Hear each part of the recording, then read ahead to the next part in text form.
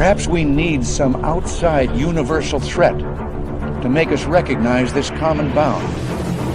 I occasionally think how quickly our differences worldwide would vanish if we were facing an alien threat from outside this world.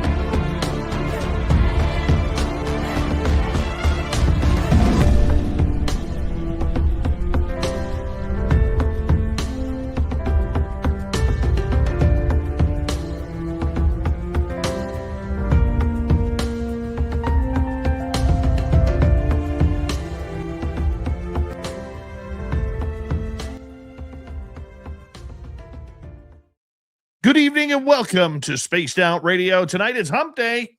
It's Hump Day, and we are ready to talk some Dyatlov Pass. Teodora Hadjiyska is here tonight. We're going to have a lot of fun with her and her great knowledge of this mysterious case of the Dyatlov Pass. Katie Page will be in for hour 3, and we're going to have some fun tonight. It's going to be a great show. You're going to love it. Well, let's get started, shall we? Let's get started with some roll call here. SJ in the gold medal position. T-Bone with a silver, and Tim Mothman and his goatee sharing a bronze medal tonight. Kitty Cattywack, how are you? Vanessa, how are you doing? Race fan, what's up?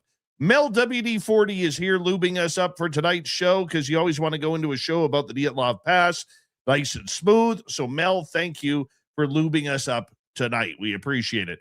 Robert Lamoth, JSCO, and Mama Catherine. Mwah, I love you, my dear. I hope you have a great day. I hope you're having a great night, and I hope you enjoy this show. This one's for you. We're going to scroll on down here and say hello next to Stephanie Kenny Blankenship, Operation Shutdown, Lisa Smith, Kathy Evans, Carol Amario. Tina Smith is here. Tina Smith will be signing autographs after the show. Line up to the left of the studio, if you don't mind, to the left of the studio. Luscious Jules, nice to see you. Road Flare, nice to have you here. And United West End, how you doing? Integrationing, nice to see you.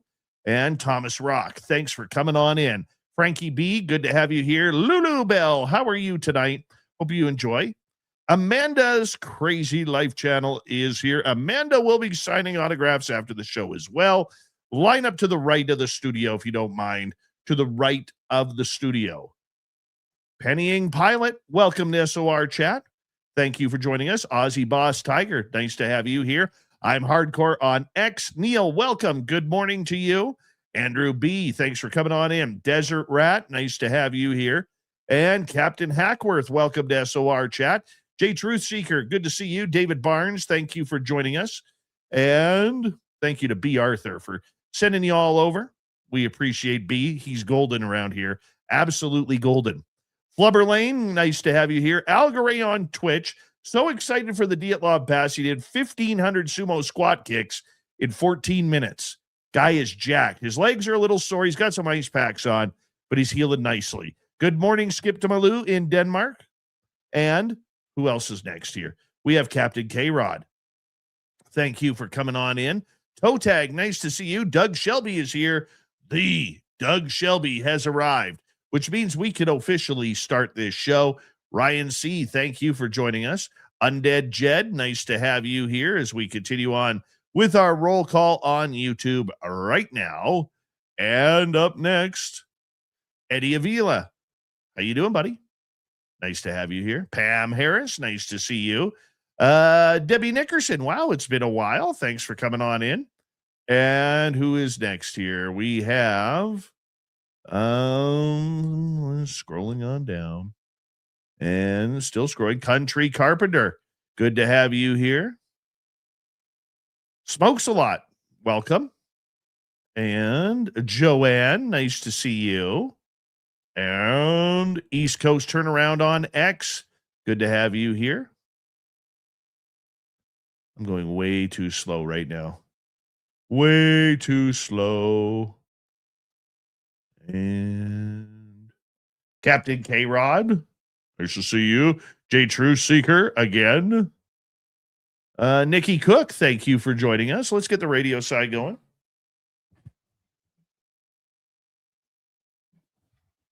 Hello and welcome to the radio and podcast side of Spaced Out Radio tonight. Good to have you with us. My name is Dave Scott.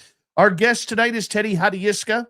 We're going to be talking about the Dyatlov Pass, her website, dyatlovpass.com, so you can check it on out. We are in roll call on our YouTube side right now as we say hello to Sherry Hill. Welcome to SOR Chat. Thank you for joining us. Scott Blight, nice to see you. I think we're almost caught up here. Yeah, I'm pretty sure we're almost caught up. And hey, you can shop at our Spaced Out Radio store. Why? We do not have ugly swag, people. No ugly swag. So make sure you check it on out. Super Chat is open. It's a wonderful place to support what we do on this show. And if you're new here, do us a favor, hit subscribe, ring that bell. After the show, leave a comment. Tell us what you think, because we're trying to rebuild the algorithms here. We could use your help. Horns up. Let's do this.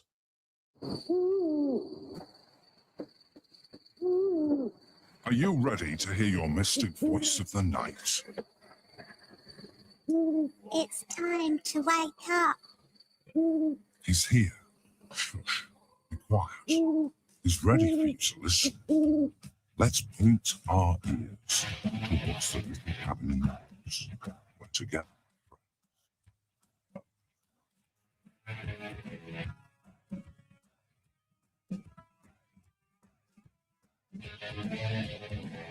It's time for Spaced Out Radio with Dave Scott. From the mountains of central British Columbia to you listening around the world, this, my friends, is Spaced Out Radio. I am your host, Dave Scott, sitting in the captain's chair of SOR headquarters. We welcome you to tonight's show on our terrestrial affiliates around North America, digitally on every major podcast network. Our website, spacedoutradio.com. We have a plethora of features for you. Rock out to Bumblefoot. Read the news wire. Check out our swag as well. You can follow us on X at Spaced Out Radio, Instagram at Spaced Out Radio Show, and on Patreon in the Space Travelers Club. Tonight's show is brought to you by Chive Charities. Help make the world 10% happier by visiting Chive Charities today. You can find them on our website.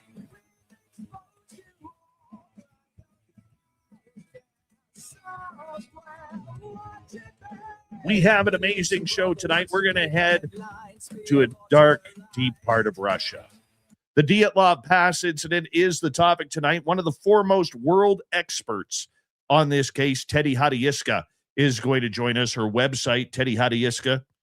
I want to make that Dyatlov Pass. I just like saying her name, Teodora Hadjiyska. That's fun. That's fun for me.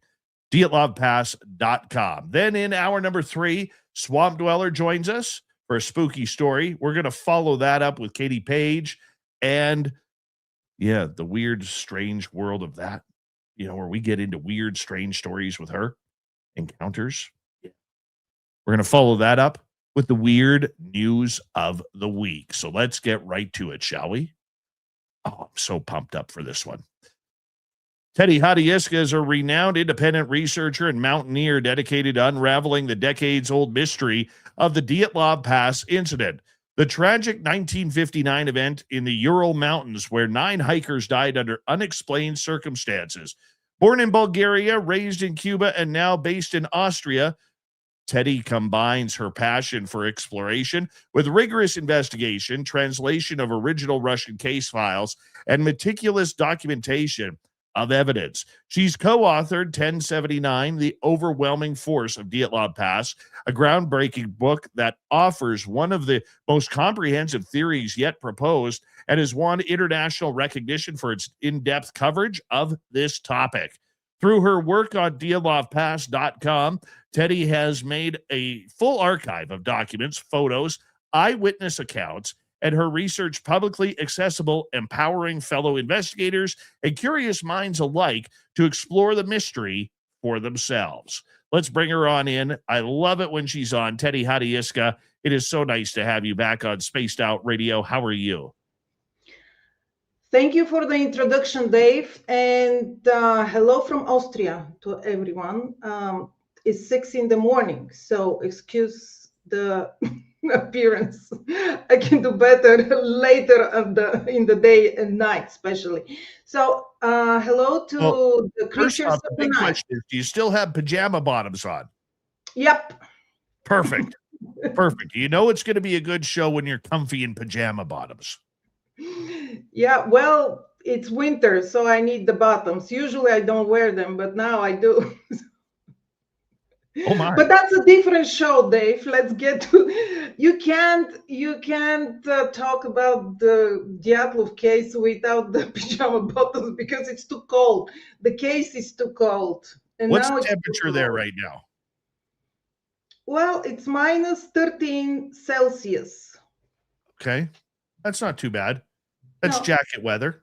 You almost need a jacket for that. Thick No, hoodie. you're thinking Fahrenheit. It's Celsius. Actually, the minus in Fahrenheit Canada. is also cold.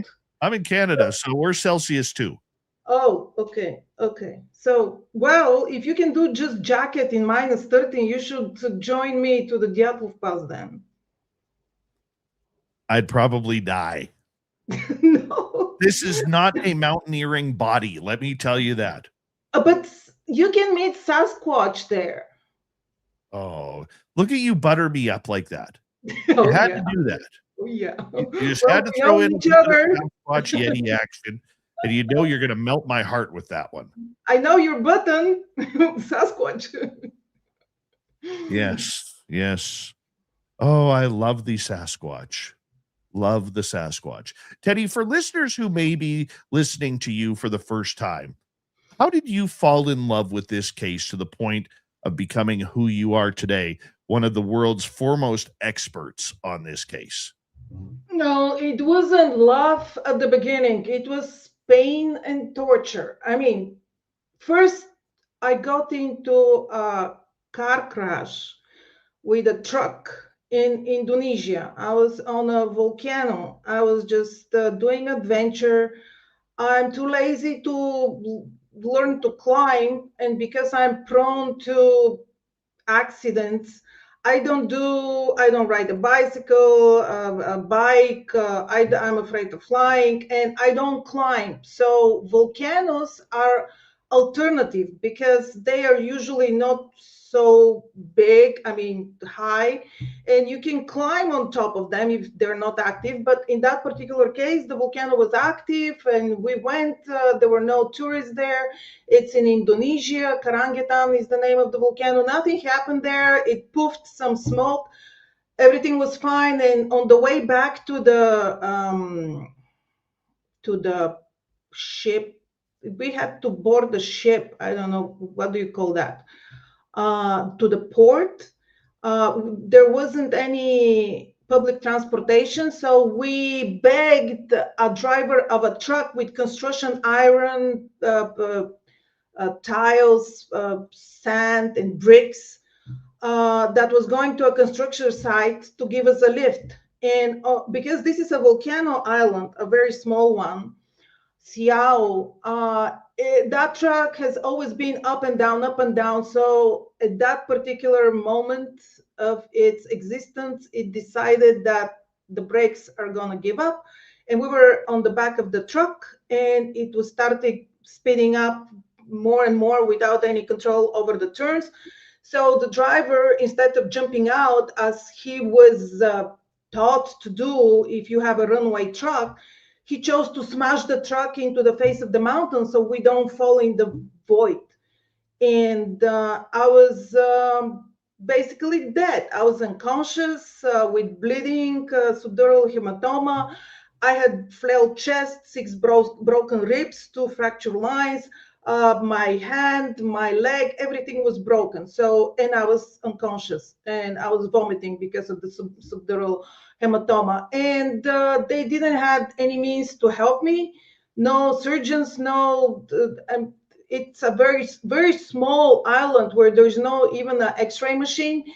So they called the priest. And to fast forward, so we have to talk about the Dyatlov Pass. Fast forward, I was evacuated in Kuala Lumpur. Well, after 7 days of survival on my own, I could breathe.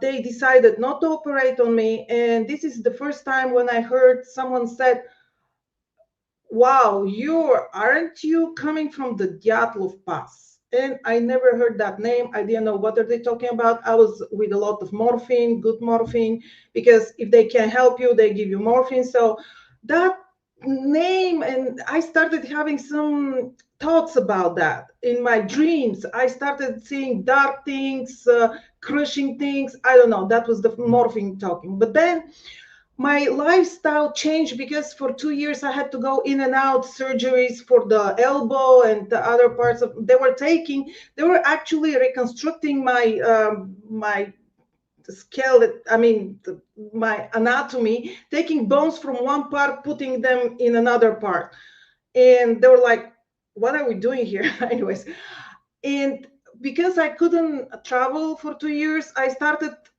trying to understand what is Dyatlov. And at the time, that was 13 years ago, 13 years ago, there were no sources in English. I know Russian because I'm born in Bulgaria, and my generation, we were studying Russian in school. So my Russian activated again, and I started reading the sources. But in the Russian, there was no Russian site or any official archive that you can access online, just forums. And they were talking about this for 50 years. They were down to the details. I couldn't understand anything. How many, how they were found, what are the injuries, the traumas, the clothes, and why everybody so with conflicting theories, opinions, confrontational. They were boiling at the forums because there is a renaissance about this case. But I couldn't understand the basics, just the basics. Where were they found? In what locations? In what positions? The autopsies, the everything. There wasn't one depository of all of the documents so you can read them. And my OCD kicked in. I started arranging things. And because my business is to make websites and I had a server, I started just arranging everything, putting it into order. And I started collecting the original scans. Then you have to transcribe this because they're written by hand with pencil in -40. So the pen, you see the how the pencil pinched the paper and everything. And even to this day, there are words that all of the Russians are guessing if this is what it means because it sounds weird. So it's a long and very tedious process to collect all this. We're talking thousands of documents and papers, because if you can't solve a case, you go back to the box with the cold case documents and you're trying to find out what is that everybody missed. Because even now, if you learn about the case from an article, a movie, a book, the Western way of presenting a topic is to have some end, because otherwise you leave the reader or like hanging. Well, what happened? What's going on? I spent 2 hours looking at this feature, and then I don't understand. Finally, what happened? Tell me. Why are you keeping me guessing? Well, everybody's guessing to this day. That happened 67 years ago, and everybody's guessing. And the more you know, the weirder it gets, because at the beginning, I was like, oh, that's nonsense. Like my first movie about the Dyatlov case was called The Devil's Pass, because Dyatlov, the name, it's the name of the leader of this group, Igor Dyatlov. Dyatlov in American, if Google translates Dyatlov, means woodpecker. So this is like the bird woodpecker. And they named the pass because this is where they died. That is a place on the ridge of the northern Urals that doesn't have any name because it's all like they're equal.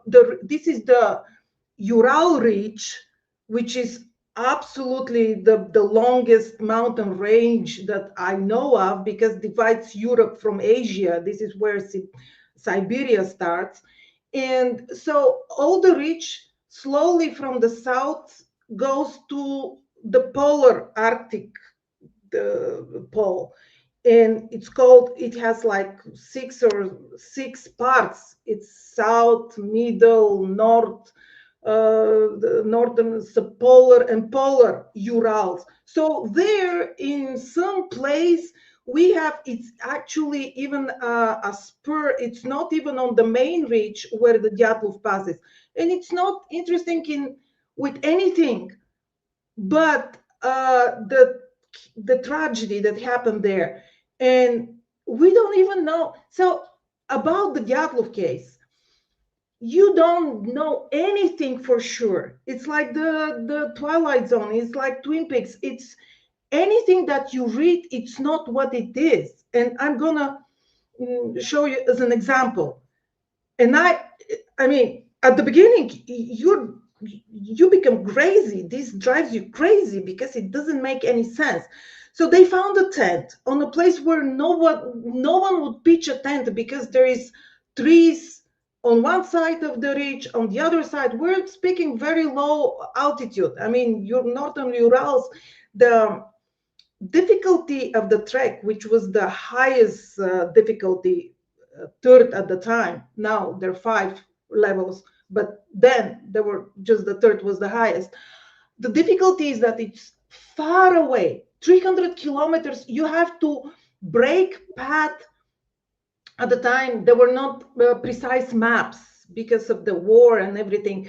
No GPS, no phone, no radio, no nothing. So you have to find your way into a very vast and featureless mountain range where everything looks the same. Like even the experts that I'm asking them looking at the photo. Okay, so which peak is that? Because the locals, they all gave names to the peaks.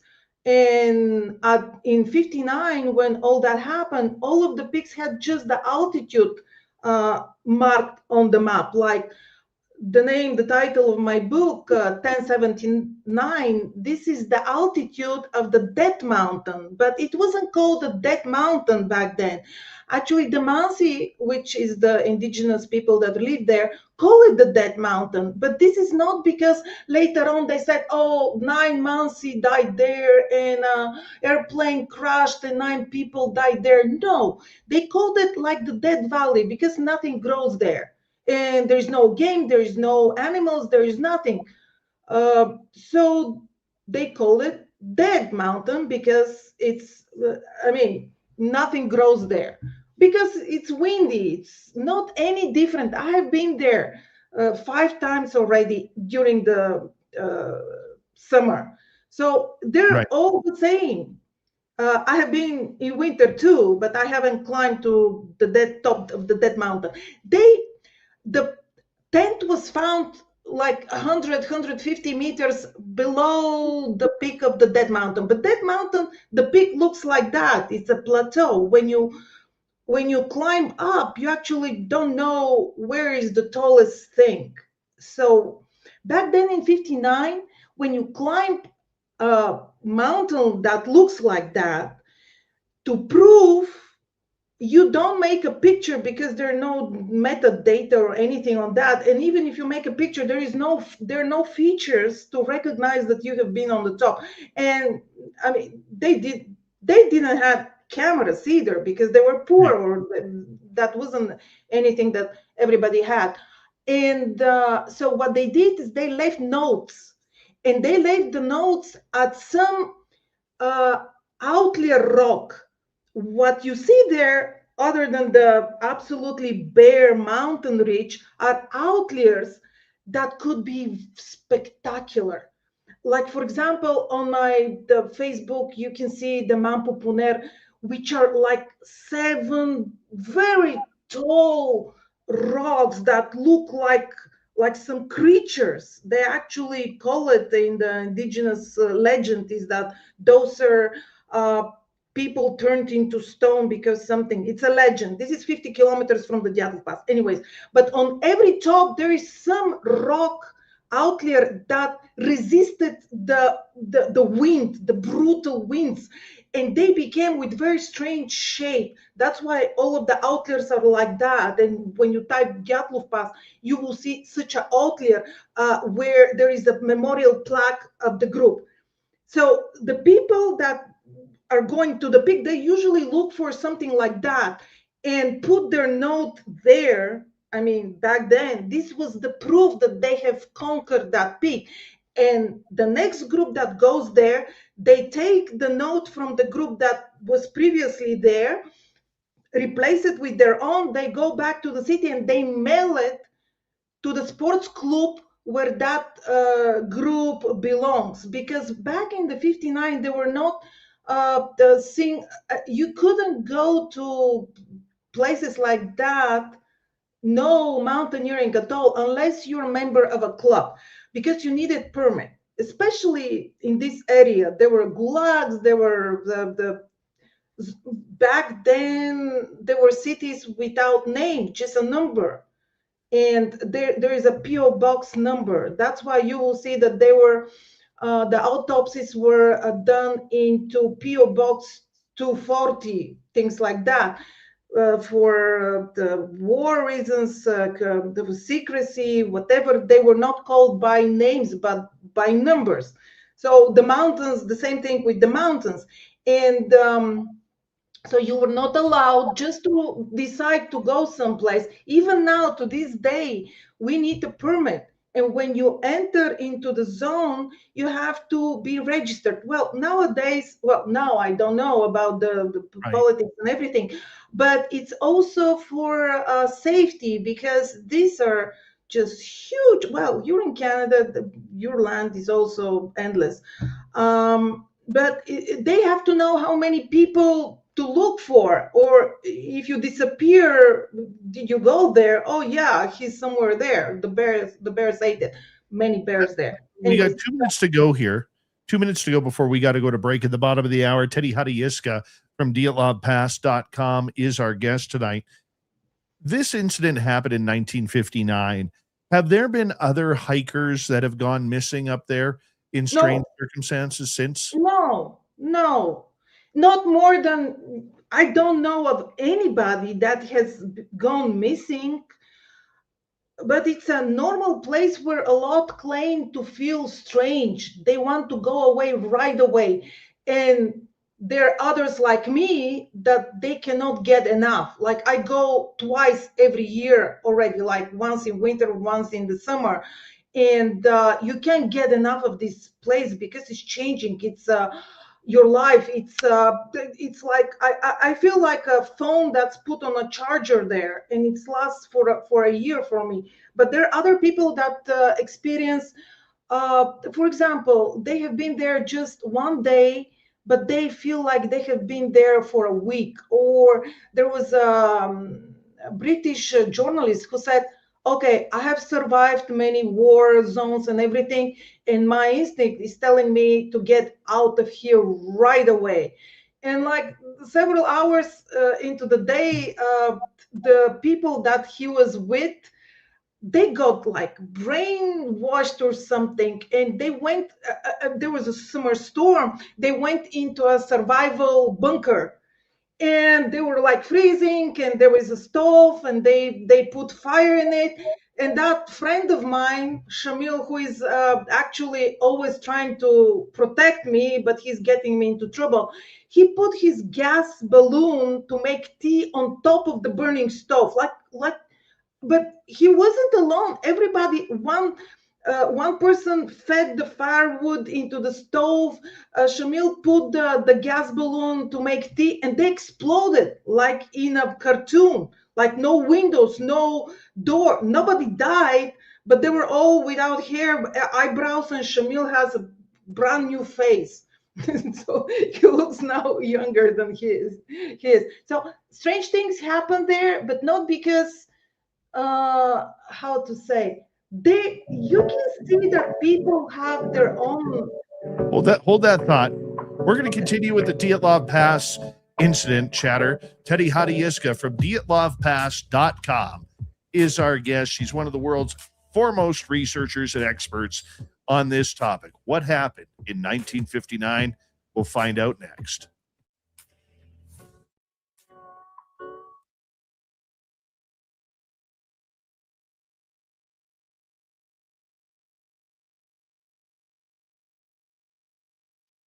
All right. Awesome start. Awesome start. Love it. Love it. I love this topic. I could listen to you for hours. So are we on a break now or Yeah, what? but remember our YouTube and podcast audience can hear us. Okay. Just give me 2 Well, seconds. I'll be right back. Okay.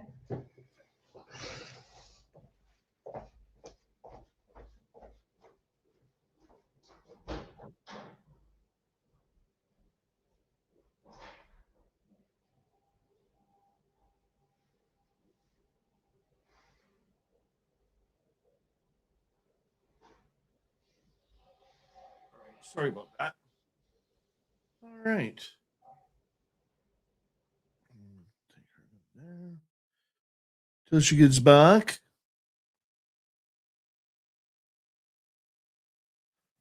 Thank you, Miss Little Mikey. Appreciate that.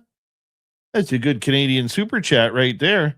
And I can tell by that one you're listening on your phone.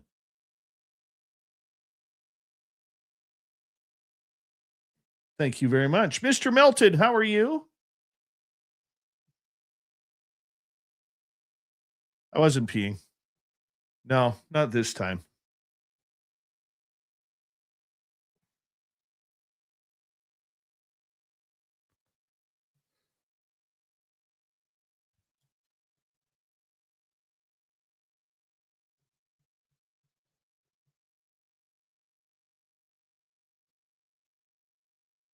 All right, let's bring Teddy back in. There she is. Did we have a wardrobe change? Did you just change your shirt? No, I want. I swore you were wearing a white shirt before. My God, I'm having No, a this has been my shirt from the beginning. No. You're saying things that they're not there already. Not even going to the Dyatlov Pass. I wanted to see what's our temperature here. Let's see here. I'm at -7 right now, Celsius. Okay. For our American friends, -20. Or pardon me, that's 20 degrees Fahrenheit. I apologize.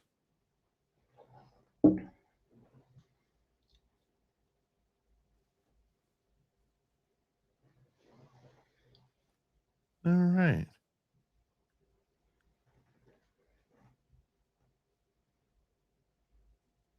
Good night. What a good night.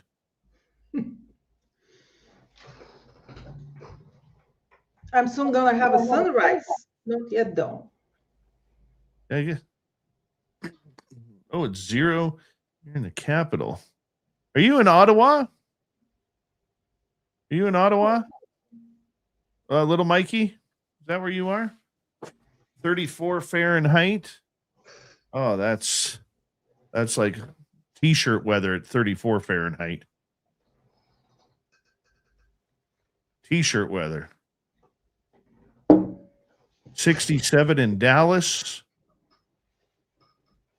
49 in Tucson. Captain K-Rod, I might be in Tucson later this year. Late spring, maybe. Early summer. Toronto is 3 degrees. That's t-shirt weather. But you get a different cold there because you get the wind off Lake Ontario. 51 t-shirt weather. The Doug Shelby. Yeah, maybe around June, maybe July. 36 in Elmira, t-shirt weather. Karen in the Woo Train, 71. That's definitely t-shirt and shorts weather with no socks on. Probably a pair of hey dudes on the feet. 15 Fahrenheit and nude. That's dirty Phil or dirty Fap right there. Mm-hmm. Cherry Hill. Listening in Roswell. Very cool. 51. That's t-shirt weather.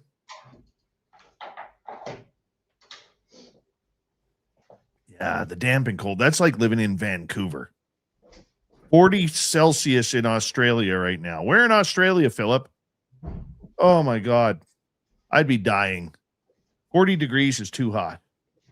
Way too hot. Thank you tonight to T-Bone, JSCO, and Lil Mikey for the great super chats. Very much appreciate your love and support of SOR. 38 in Aurora, Illinois. Yeah. Wayne's World was filmed there. Here we go.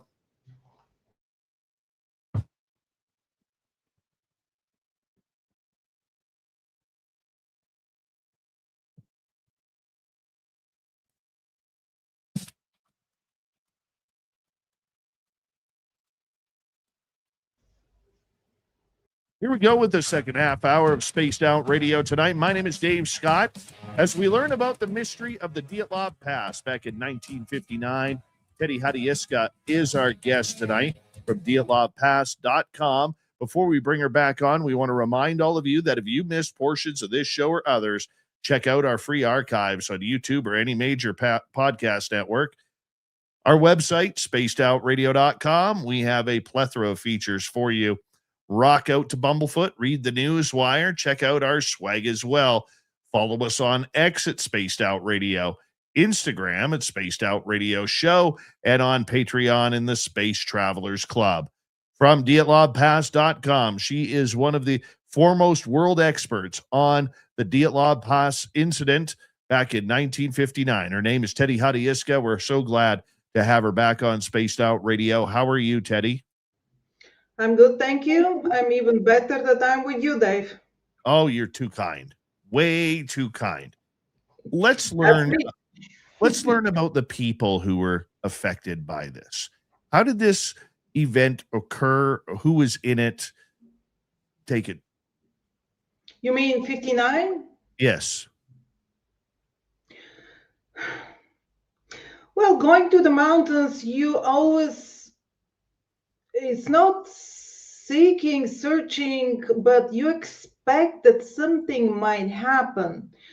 What I want to explain is that they were all students, and someone graduated, two of them graduated from Ural Polytechnic Institute. They used to go, they knew each other, they were friends, they used to go on other treks together. And that tragedy happened in the winter break in the university between classes when they gave exams, and then before the classes started, the lectures, they went on a break. So everybody who was member of the sports club, which was the majority of the students, because they were so athletic, everybody was skiing, they were really in good shape and spirits, and they were living in the post-Stalinism, the period that's called the thaw, when there was hope. They were allowed to see foreign movies, to read foreign books, and it was a new life was on the horizon. So they were all active, happy, beautiful. And what I want to emphasize, that there were many groups that went in that area, because this is where they were living. They were in Sverdlovsk now, Ekaterinburg, which is the capital of the Northern Urals or something. So there were other groups too that went on even harder and longer treks with routes that were much more difficult. Igor Dyatlov was a leader of a third category of difficulty trek for the first time. And there were others which were trying to go or organize much harder treks, but something didn't pan out. They couldn't do it, so they joined Dyatlov. Dyatlov is the one that who invited whoever he wanted to and approved whoever he wanted to.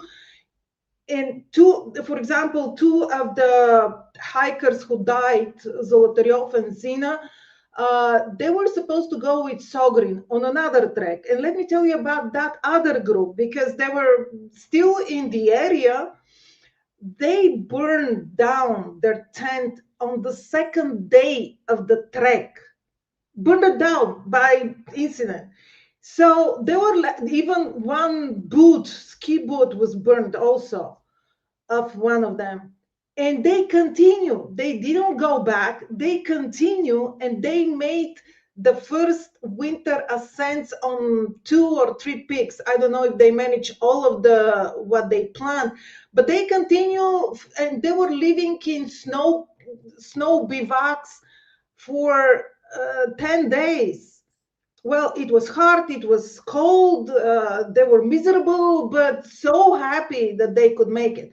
So the fact that the Dyatlov group who died, they cut out, well, the tent was found out cut from the inside.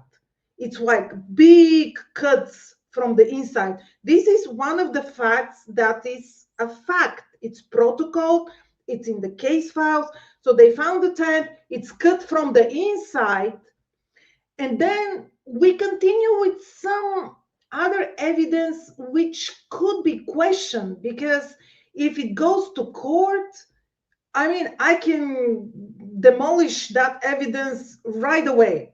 Because, okay, let's say the tent was cut from the inside, but who cut it, with what and why, that is not explained. Nobody agrees on that.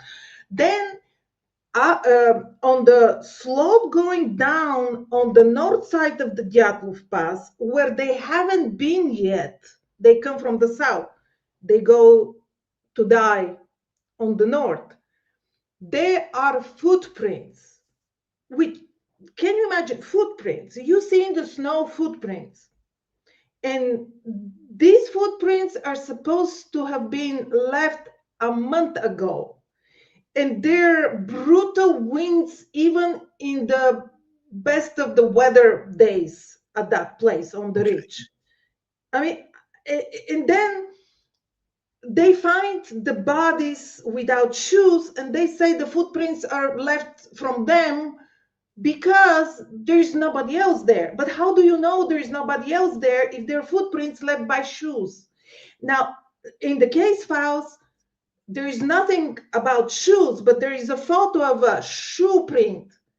And I paid a traceologist expert who has no knowledge of Dyatlov Pass, because those are the only analysis that matter, the ones that are not subjective, that it's not by someone that's obsessed with the case, wants to prove a theory, and has been reading too much about the case. Because a lot of the people that I approach, coroners, pathologists, and other, they want to solve the case right away. No, I just want your opinion on that particular evidence. And the footprints was one of the successful analysis, because based on the photos of the footprints that we have from 59, the expert said that those are left by feet in shoes. I mean, they're not bare feet there. I mean, you can see even the sole of the shoe, of the boots. Another thing is that they wouldn't be preserved for that long. And what's weird about these footprints is that they don't go one, like if you go in the snow in winter, everybody goes behind the person in front of him. It's hardest for the one that goes first, because he has to break the path, the snow. But in this case, we have 4 pair of footprints that are going abreast, like they're going like on a manifestation on March 1st on the square, like they're talking or something. They're not running, limping, panicking, anything. And no one can break this stereotype that we're thinking about the incident, that the hikers They cut out their tent from the inside, and then after this move to destroy their only shelter because of NLO, someone was pointing guns at them. There's so many theories. All of the theories that you can hear are about why did the group leave their tent, abandon their tent. And then everybody's leading these people down the slope, slowly, orderly, on their own account, supposedly in the middle of the night without seeing anything. So they go a mile down, make a fire, make a bivouac, like they put cut branches of the trees, put them on they make a flooring next to the river, and they stop feeding the fire. They are barely clad because this is how they jumped out of the tent and then slowly went down. And suddenly they die for unknown reason. So I want to take you back to the Sogrin group whose tent burned down and they still survived. I mean, this is a survivable event. If you lose your tent, Sogrin's group even decided to continue. Well, if you lose the tent, you're supposed to go back, right? And you have all the means to do that. But why did Dyatlov group die? Right. There is this show, this episode, I Shouldn't Be Alive. Well, this case is I shouldn't be dead because there's nothing around that speaks danger. Nothing. We have the diary entries. We have the group photos up to the last moment. I mean, to the day. We have a photo of the morning when they put their tents together and left. And like several hours later, they're dead. Nothing indicates any danger. Well, the last entry of the group diary, because each of them have personal diary, which is also interesting because in the personal diary, you can say whatever that you want, but the group diary, it's like documentation that is left in the sports club. So other people that go to the same route, they can read about distances, landmarks, and everything. They draw maps, they cut out photos and stick them into an album. All this is in a database that's digitalized nowadays, and you can read about all these tracks with photos, handwritten, hand-drawn topos and everything. So where were I? I was talking about the Dyatlov group. So why did they die? They were keeping a very good spirits to the very last moment, even the last document. Why do we think they died on February 1st? Is because they have a satirical pamphlet that's talking about Yeti, your favorite. They say, well, but in the same document, so that document, which is like, they call it combat leaflet, because there was a common practice to stick on the wall some propaganda leaflets, which could be anything, like drawing photo, let's go, let's do. This satirical pamphlet starts with, let's greet the 21st Congress of the party with increased birth rate among hikers. This is the header.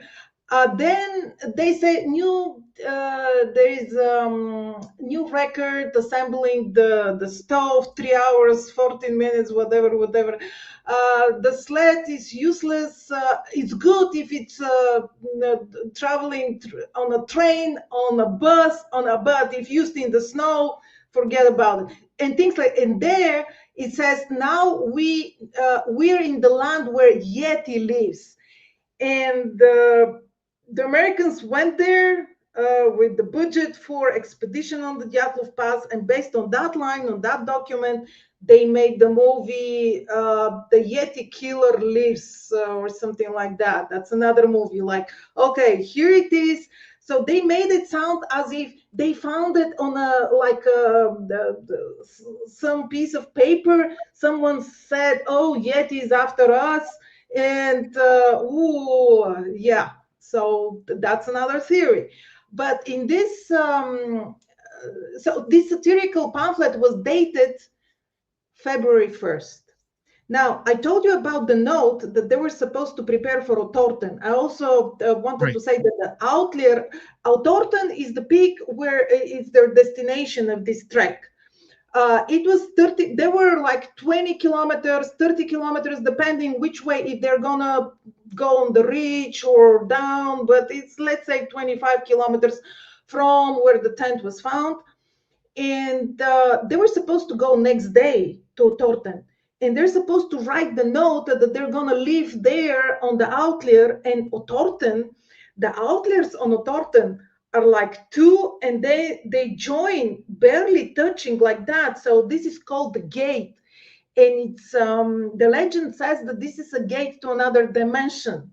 So you're not supposed to go under the gate, because when you go, you're actually gonna be changed for another you that lives in another dimension.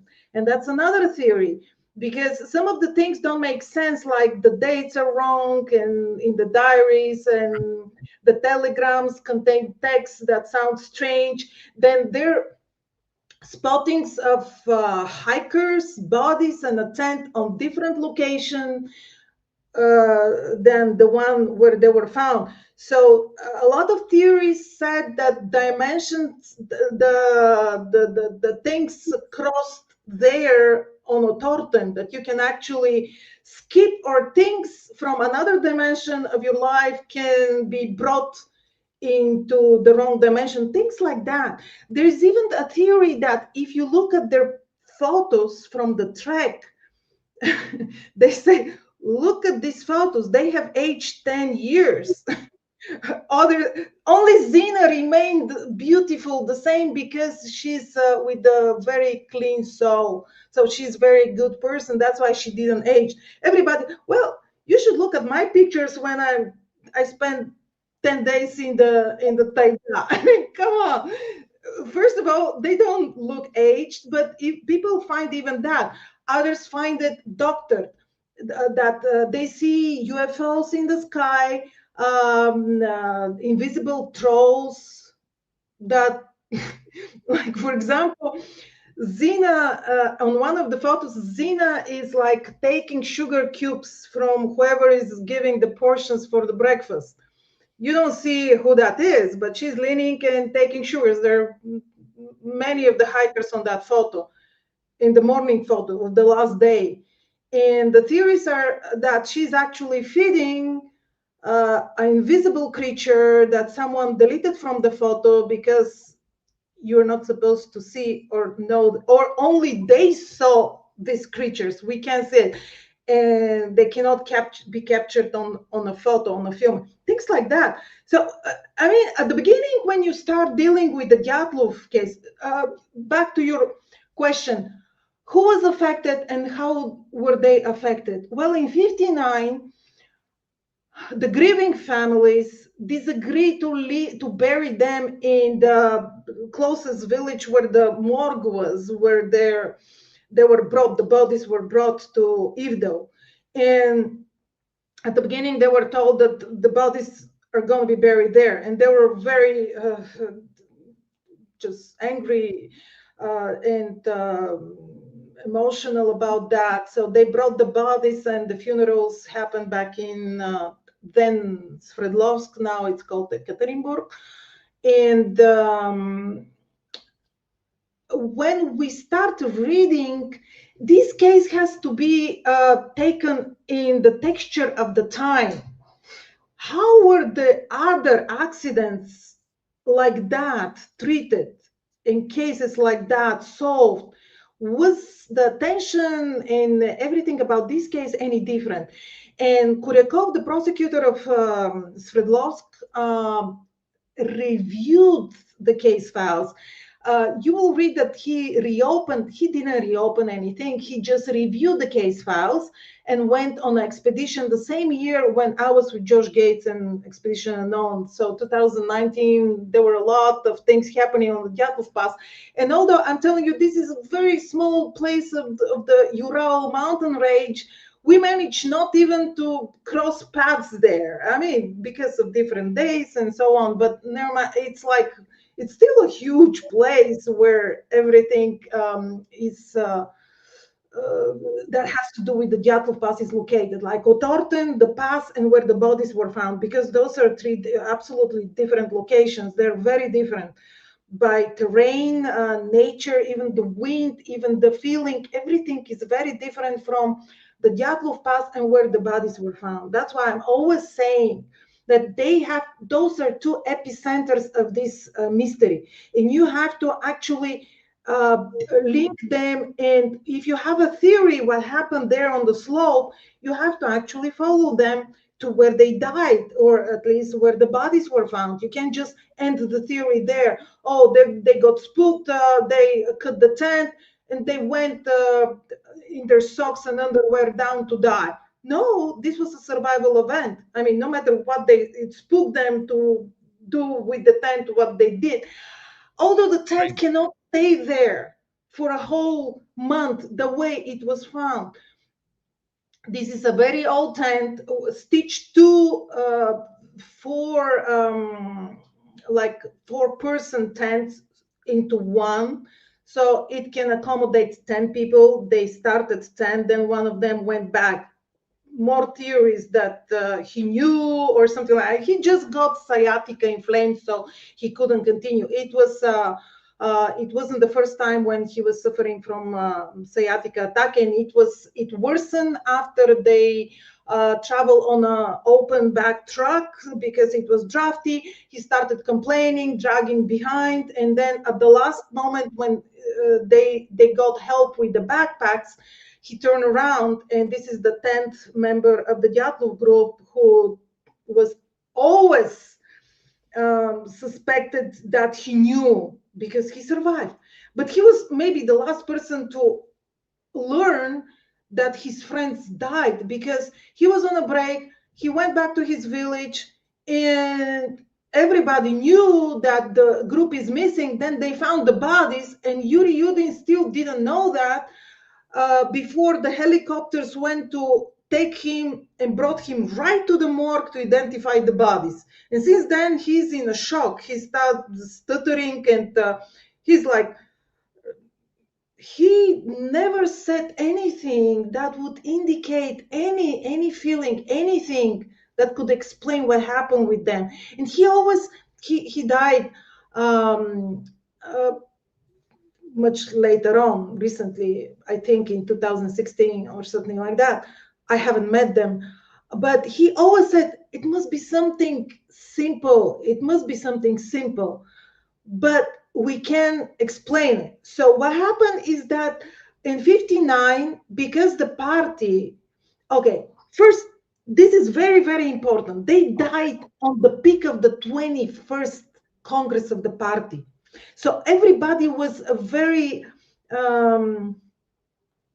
careful what they said. Everybody was greeting the party, the Congress. They were still afraid, and it was an extra Congress to solidify the power of Khrushchev at the time. So he needed that, and everything had to be perfect. That's why everybody was reporting results. The 5-year plan done in 3 years.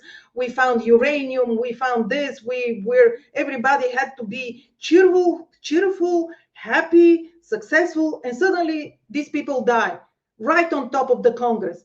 And there was a telegram to Khrushchev from Kolevatov's the sisters, saying, please help us find our children. They're missing. So Khrushchev made unprecedented search and rescue operation with so much aircraft and military, and everybody was searching for dead hikers, which was not remarkable event. I mean, they're hikers, and the state and the government, they have much bigger fish to fry. I mean, there is all this the changes that are happening, but Dyatlov group was made as an exemplary of how we take care of our children. That's why so many people went to search for the hikers. That was not supposed to be the case. That's abnormal. And if you are going after the Russian big books about cover up, that there was secret weapon testing something. So every time when you hear about the theories that they witnessed something, or they themselves were carrying something to test Well, it. that's right. We're going to go to break. Teddy Hadjiyska, we're going to allow her to breathe in between here. We'll be right back. Okay. This is Spaced Out Radio with host Dave Scott.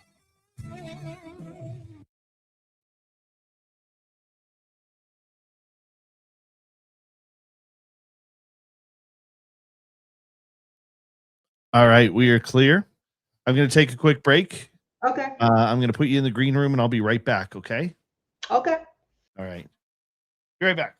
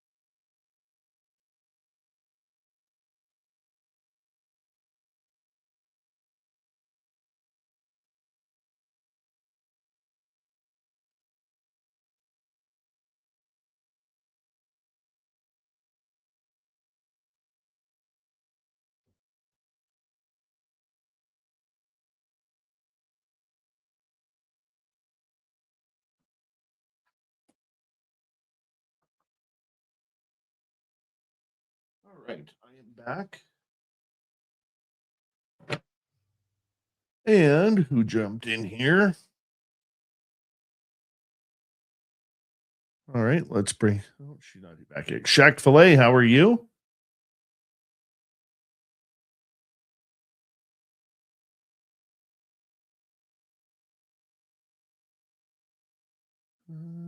Anybody else I miss?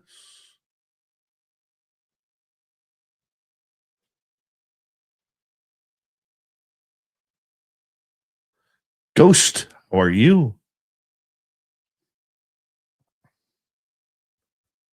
Don't forget to hit the thumbs up if you don't mind. It really helps with the algorithms for what we are doing here on this show on YouTube. And you can shop at our Spaced Out Radio store. We do not have ugly swag, people. No ugly swag. So make sure you check it on out. spacedoutradio.com/shop. Thank you to our super chatters tonight. Little Mikey, JSCO, and T-Bone kicking things off. Let's bring Teddy back in here as she's back in the hot seat. Teddy, how are you? On the hot seat with a hot coffee. Oh, very nice. We got 10 seconds here before we're going to go. Okay. All right. 5 seconds.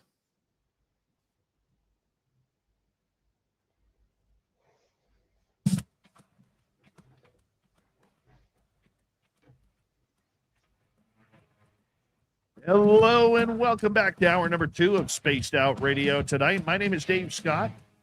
We appreciate you tuning us on in wherever you are on this beautiful planet we call Earth.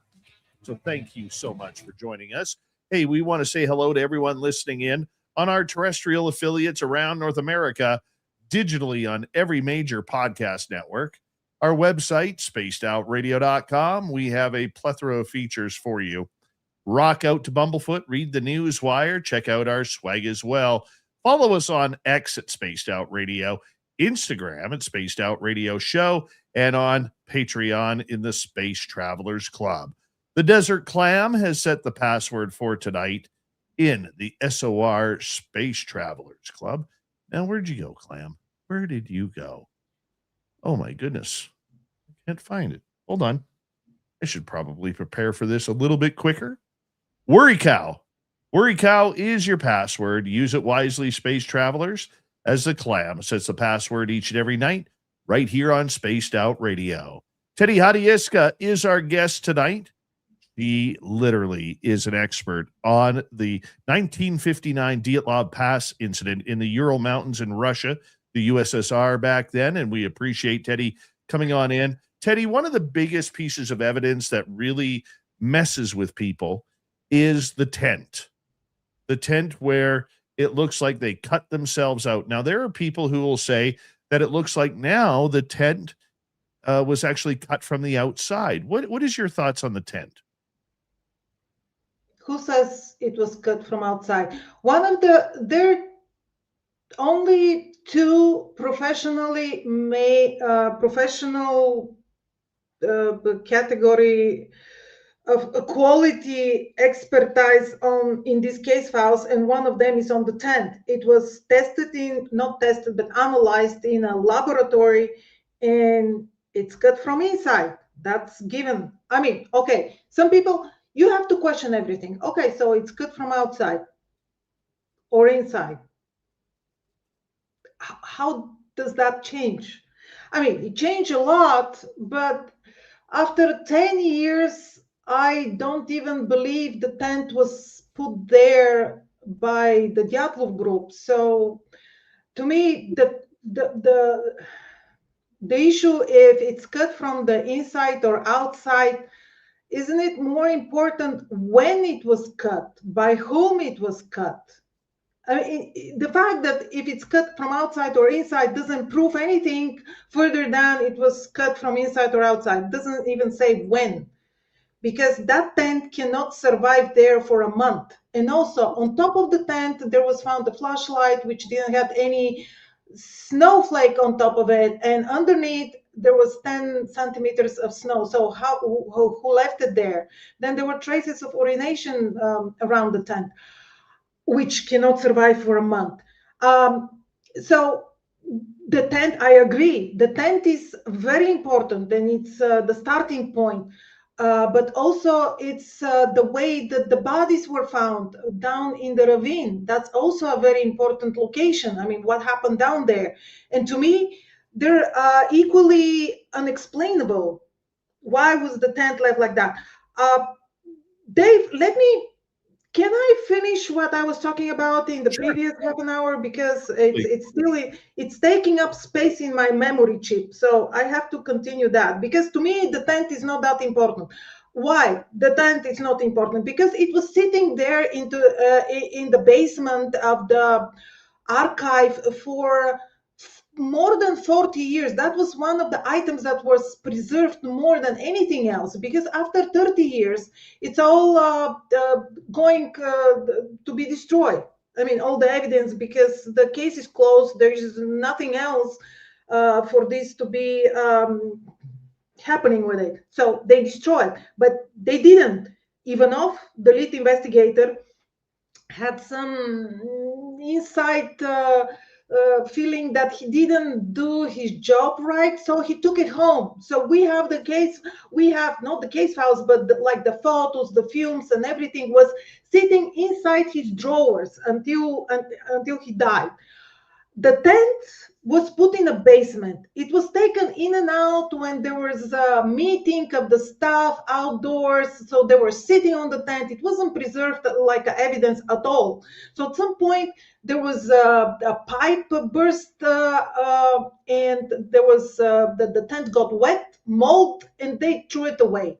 So that tent was sitting there for a long time. And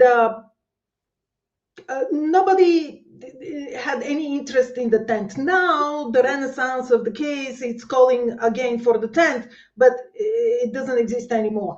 Now the expertise on the tent is something that's also very controversial, because they said, how couldn't she, it's a expert woman, Churkina, why didn't she draw the back of the tent? Because she has in her in the case files, in her drawing and report, she drew the one side of the tent, but in all of the cuts that she was analyzing, but she didn't draw the back side of the tent. And also, there were damages to the tent that was not described in her report. But this is because she was asked only 3 questions there in the case report. You can find them there. One is, was it cut or torn? The second was if it's cut, was it cut from inside or outside? And I believe those are the 2 questions that she was asked. Now, in this regime, you don't volunteer anything other than you were asked. This is why you're the expert. Like when I approach an expert, he answers the questions that I asked them to address, and no more, like no more. And she's like insufficient information on the tent. Well, this is what she was asked. This is what she gave them. So if I go back to the 59, this case received more attention because Khrushchev was addressed. There was a publicity stunt about the search and rescue. But underneath, they were very interested if all of the bodies will be identified, because one of the hikers was working into a nuclear plant, Chelyabinsk 40. And this is where the Kishtim disaster happened. This is like Chernobyl. And this is the Right. plant that was doing nuclear bombs, and at the time was competing with the United States. So that has also importance in the case. And after everybody was identified, they lost interest into the case. So if they were like KGB, I just want to finish the KGB theory. It says that they saw something they shouldn't have, or they brought with themselves something, and they launched something, and it by accident tore apart a balloon with a poisonous gas that was coming from either another plant that had a disaster, and they had this procedure to fill in the poisonous gas into the atmosphere in a balloon. I'm retelling you plots from books, big books. Now, there are two books. One is Rakitins, about the CIA KGB meeting exactly on the ridge to exchange beta isotopes. And these are the clothes that were radioactive contaminated, but the hikers were putting them on their own. So I don't know, how would you do that if you know that they're contaminated? And the other one is, the other book is called The Half-Life of Dyatlov Group. This is that they were exposed to a gas coming from some other disaster, a man-made incident. And because the searchers knew that they're victims of that accident, they waited for 10 days until the poisonous elements in their bodies cannot be detected anymore during the autopsy. So you can make up things like that. It's a unlimited the fantasy. But what is true is that what I get from the documents is that the party must have been very annoyed that something is happening, something had happened, and they don't know what it is. Because their lead investigator, at the end of the 3-month period, which was normal for the time to follow up on accidents in the nature in mountains, I mean, many accidents, and I'm pointing them in the book, where they open a case, they just review was there foul play, they reviewed the body, blah, blah, and they buried it, and they closed the case. So this is a normal procedure. And so they're saying, well, why did he close the case? When in the last day of this period that he was given, he ordered for radioactive contamination analysis and he received the results that 3 of the clothes were contaminated, like 2 sweaters, 1 pants. And my question right away is not why were they contaminated? That's a shock, of course. Right. It's also a shock, why did he close the case after that? But you always have to think on your own. The questions are, how were all of the samples contaminated? How many more samples were taken? Because from the first group of the bodies, so these hikers, they were found in a span of 3 months, and like in end of February and March were found the first 5 bodies, and then after 2 months, when the snow thawed, were found the last 4 bodies in the water, in the creek, in the ravine. So there were samples ordered not for radioactive, but histological analysis from the first bodies. We don't see the results. We have the receipt that they were given to the lab. We don't see the results. And then the lead investigator, who kept all he could put his hands on in his house till his death, he ordered radioactive contamination analysis. He received the results and he closed the case. And now, 30 years after he closed the case, with the resolution that the hikers met overwhelming force that they couldn't survive. This was the resolution of the case, which at the beginning shows you like nonsense and nothing, like why couldn't you come up with something better than that? And then after 13 years of investigation, I could not come with a better line than that, because this is exactly what happened. We don't know what happened, but that's exactly what happened. Overwhelming force, which encompasses everything. I mean, it could be Yeti, it could be avalanche, it could be hurricane forces, winds, it could be anything. Just something came over them that they couldn't survive. And I mean, he was a poet when he closed the case with this line, and he had to live with this for all his life. And 30 years after he closed the case with that line, overwhelming forces, they couldn't survive, he published an article in big periodical that starts with, "You have to take me seriously. I'm a professional. I have to be taken seriously." And he writes about extraterrestrial source of energy that burned them. I mean,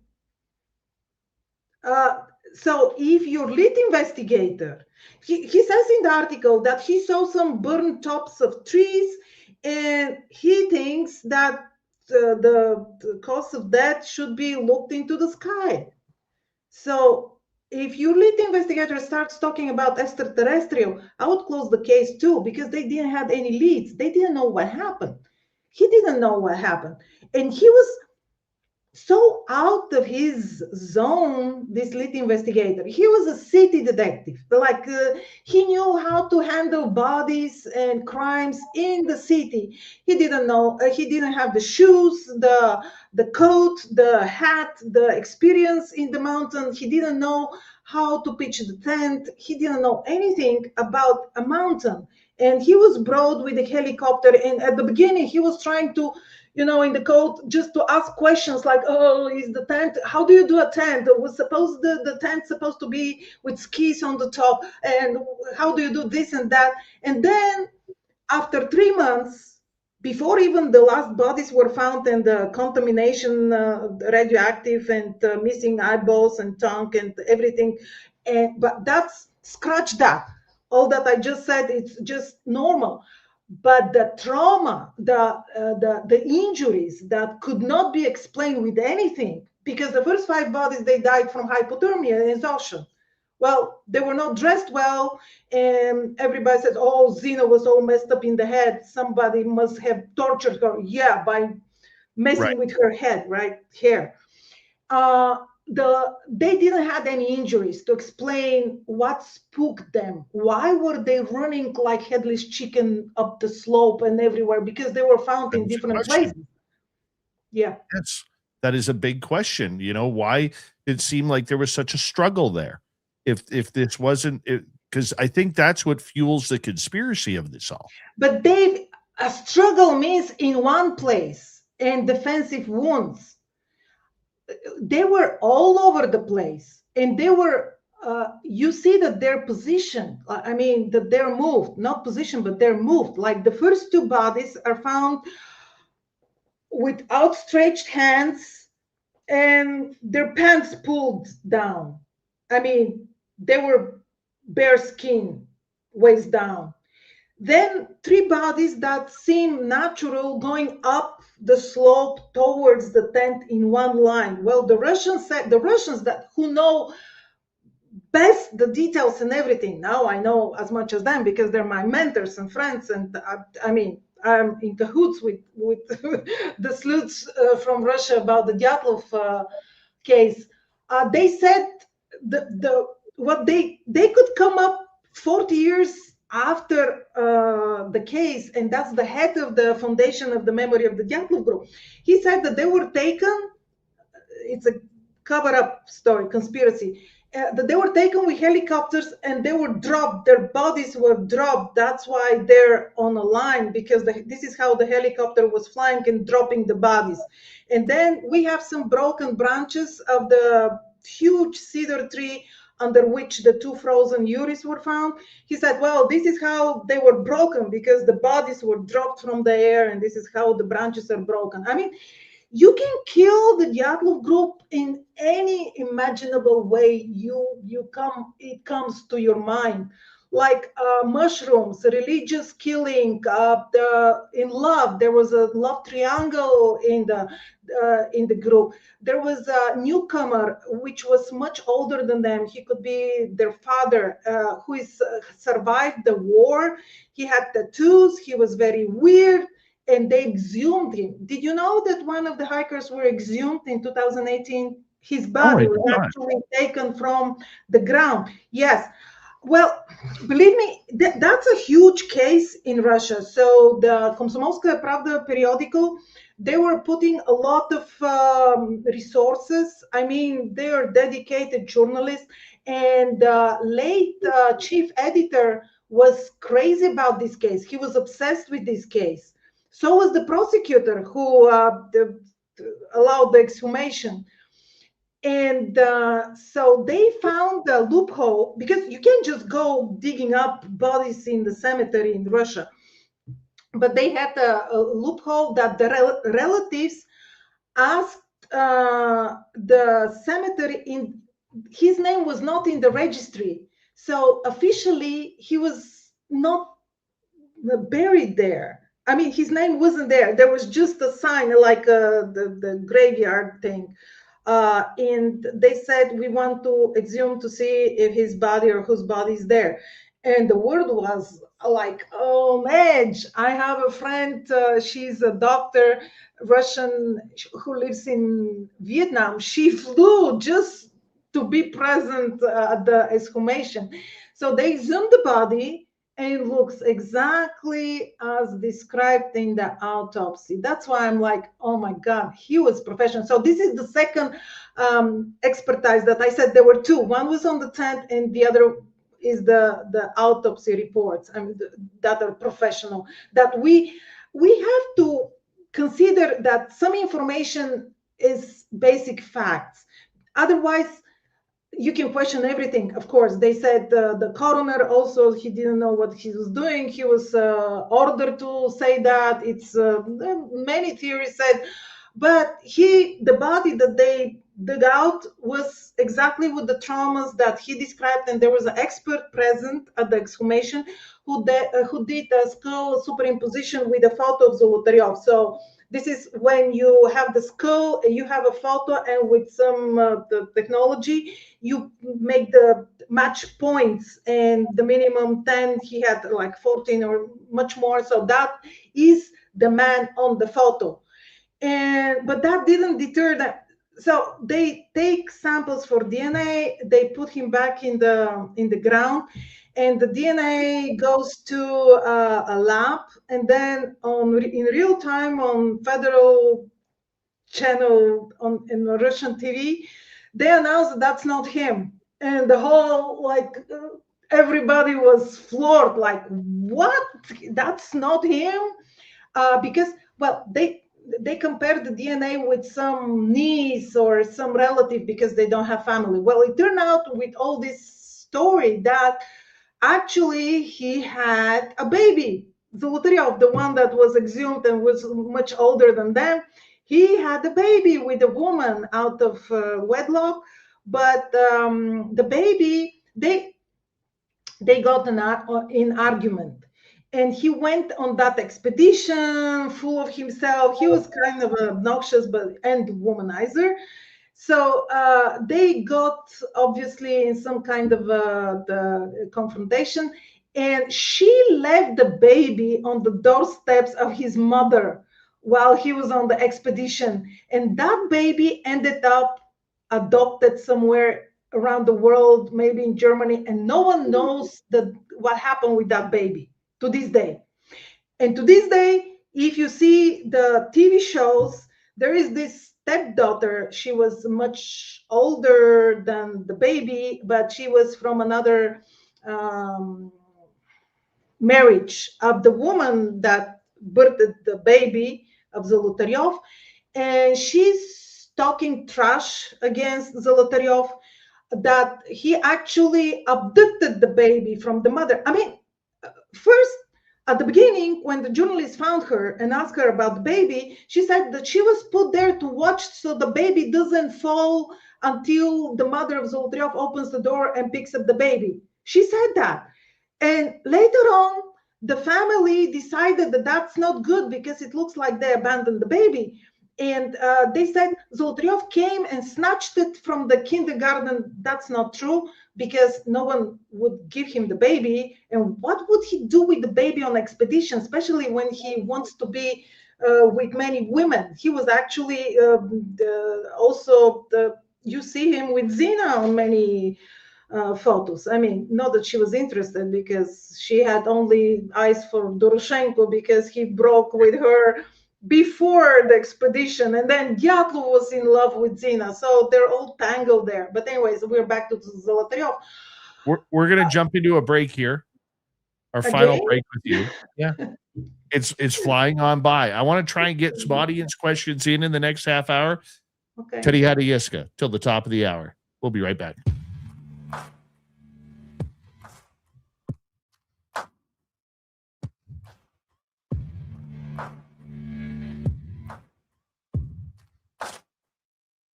You're listening to Spaced Out Radio with your host, Dave Scott.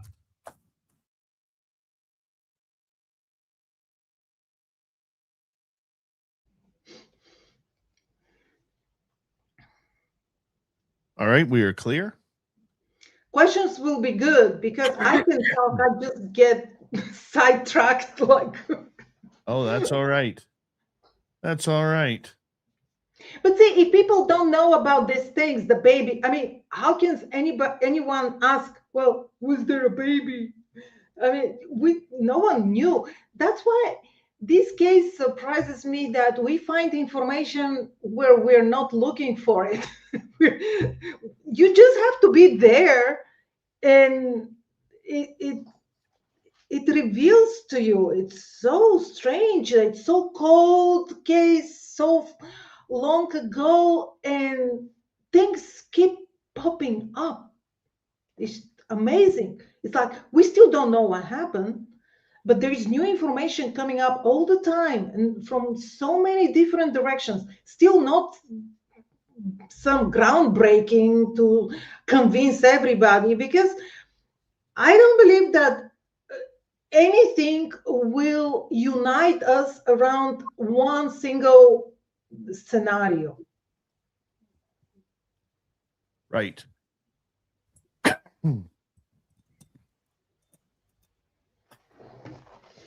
There.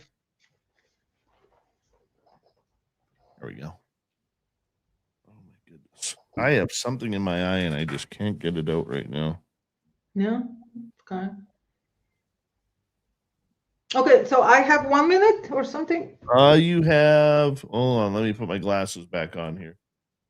You have 3 minutes. Okay. All right. Sorry, guys. I know you don't want to see me digging into my eyeball.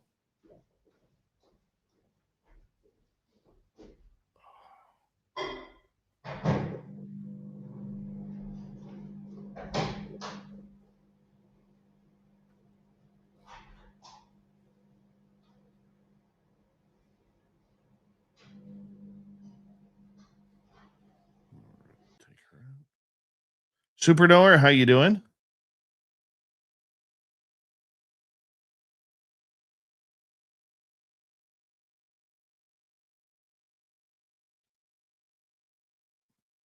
Yeah, it was a tissue. Definitely a tissue.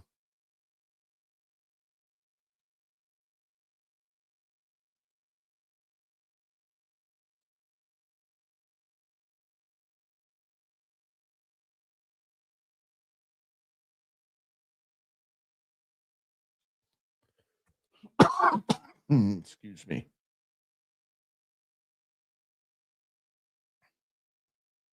There we go.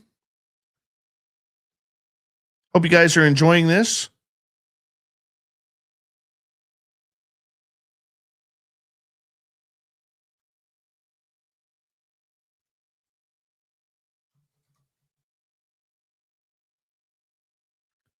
If you haven't already, do us a favor, give us a thumbs up or a thumbs down, whatever you prefer.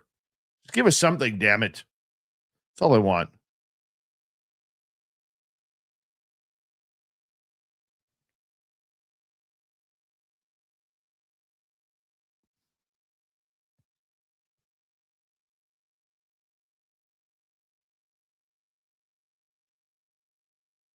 I don't have to say much tonight.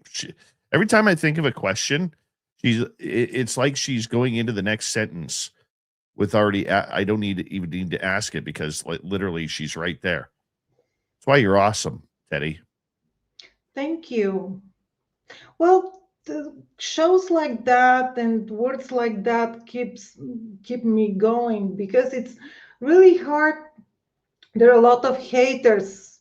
Right now, they're more into the Russian side because the closer you get to something, the more people resist that. It's like they don't want to give up the mystery. But I'm not solving it. I'm just bringing more information on the table. That's what I'm doing. But they are, how to say, not happy with the fact that I'm destroying things that they want to believe in. Right. But I get the that. real things that I bring to the table, because we haven't even touched that I found the tree. Well, I hold found that the, thought because we're going to come back here in 5 seconds. okay.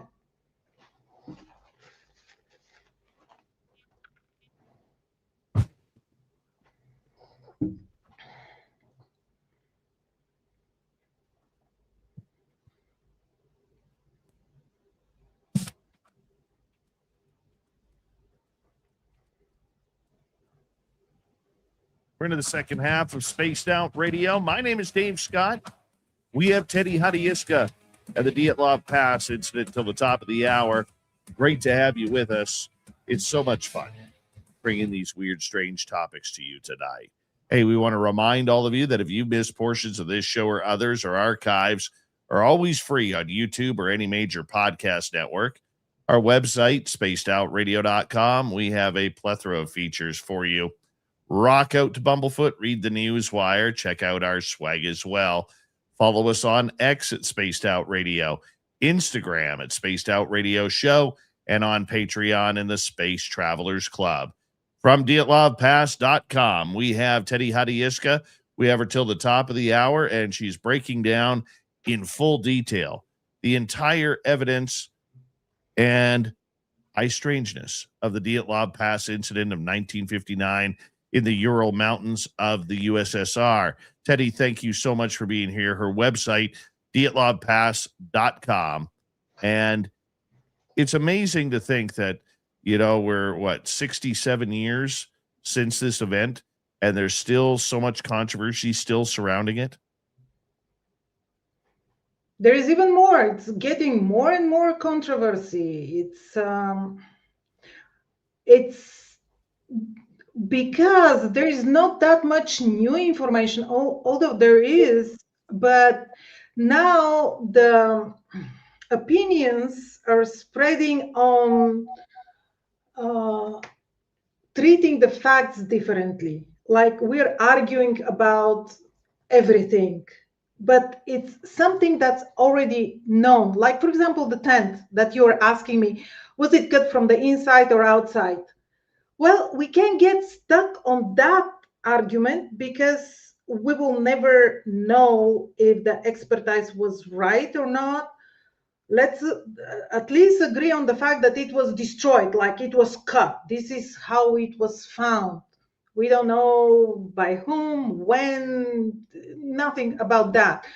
Controversy is, I believe, because there are some things in this case that are very rare, and they happen at least several of these rare things. For example, I believe, and it's in my theory and my book, and I'm not just telling you, you'll find out only if you buy my book. It's on the site too. I mean, the gist of my theory is on the site.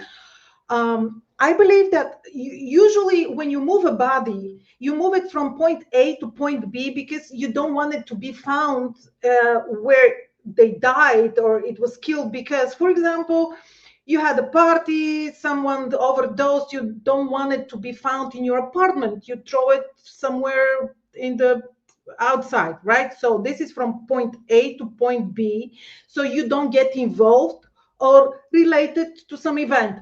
But what I think happened there is that the bodies were found at point A. They were taken by some people to point B, which is the morgue. And then some third party moved them back to point A. Now, how many times have you heard of such a thing? That's why they don't make sense. That's why the bodies are positioned, moved, their clothes are exchanged. Some people have things that belong to other people in the pockets. Supposedly they died from hypothermia, but they were not buttoned up. They had gloves into the pockets. Why didn't they put them on their... Don't tell me about the paradoxical undressing, because if you start undressing at the tent, because they left without their clothes, right? They were found in the tent.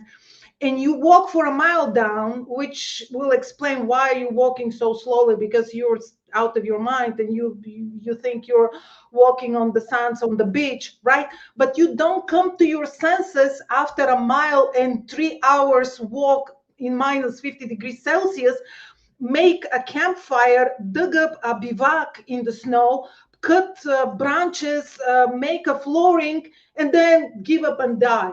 That doesn't make sense, because after paradoxical undressing, you don't get any better.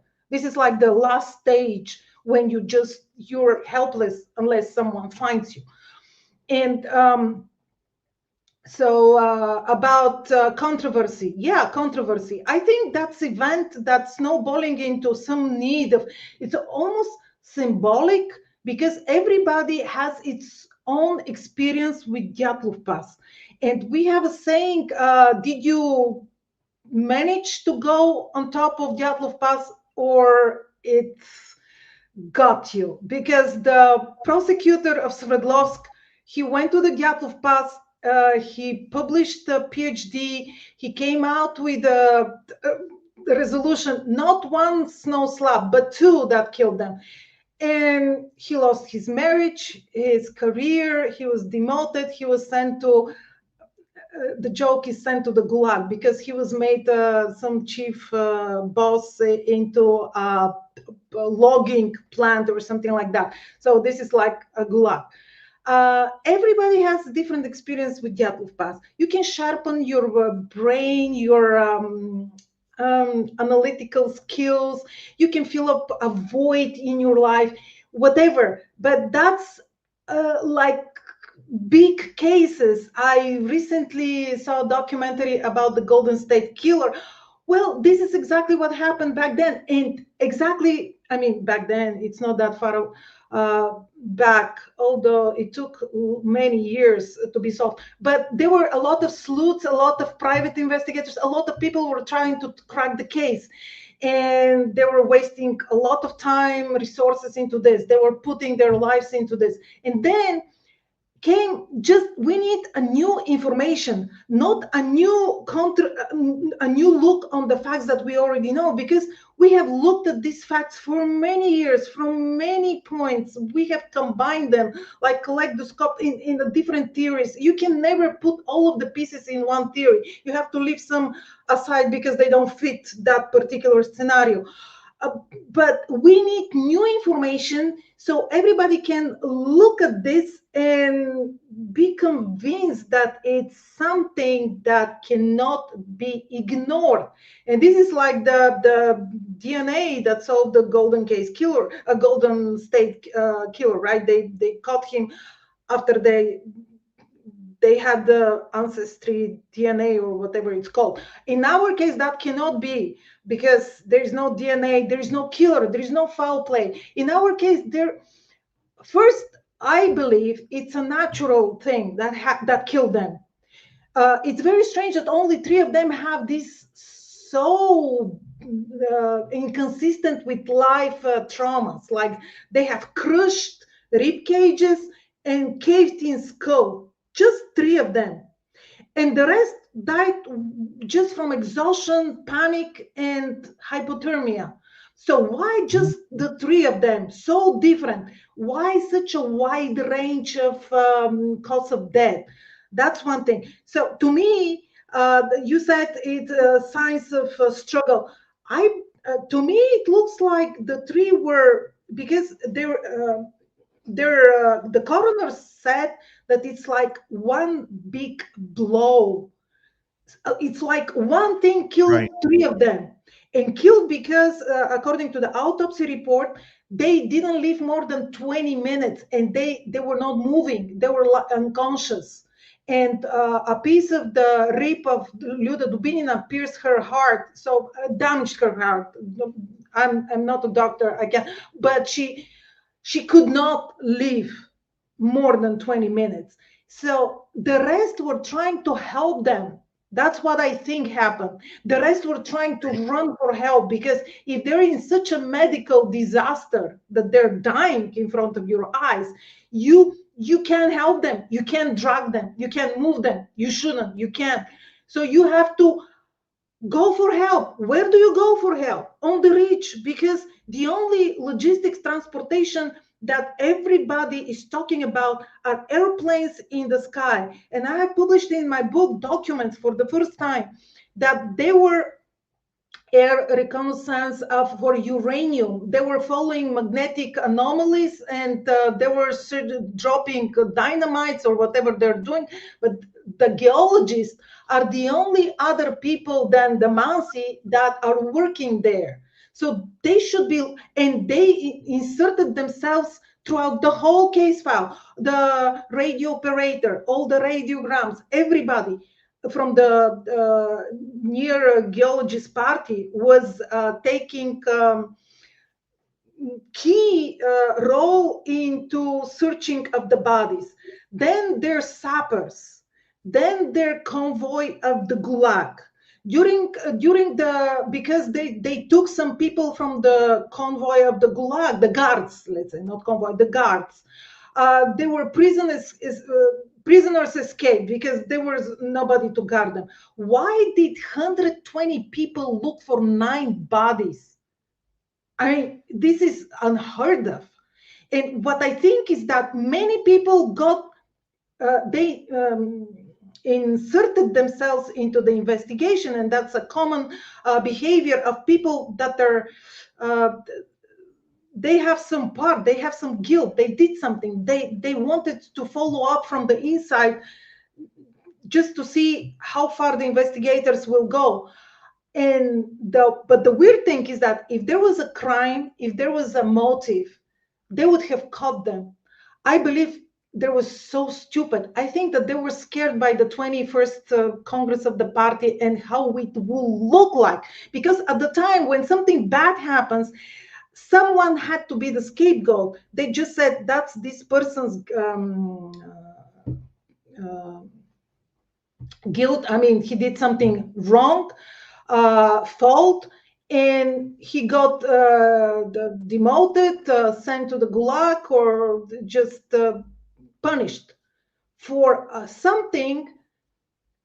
He wasn't just working. Like there was a case when a load killed a cook in a military base, and the coroner,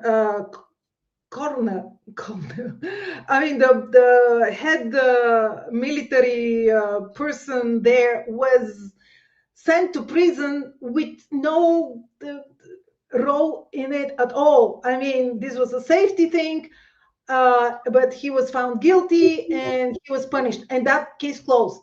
So in this particular case with the Dyatlov group, there were 5 people reprimanded from the sports club. They were in Ekaterinburg. They did nothing different with this trek other than any other trek, but they were reprimanded for this trek. And if they found that this happened at the workplace of the geologist, I mean, this is a theory. I don't insist on blaming the geologists, but they were working there, and they were there.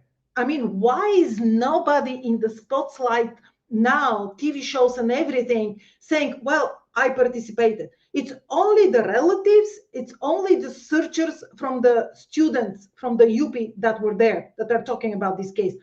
No military, no geologists, none of the parties that were involved in this without any order. Why are they not talking? I think it's so stupid because they got scared. They moved the bodies back in their the imagination. They didn't even do anything wrong because, okay, oh, I have bodies of a group that oh, that wasn't the group.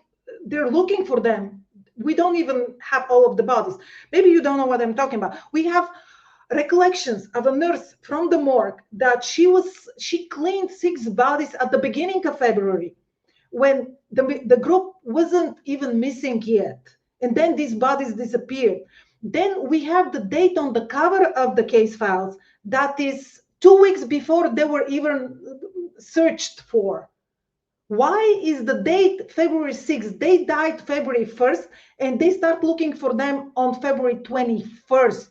This is when the first search party flew to the Dyatlov Pass. Why is the date on the cover February 6th?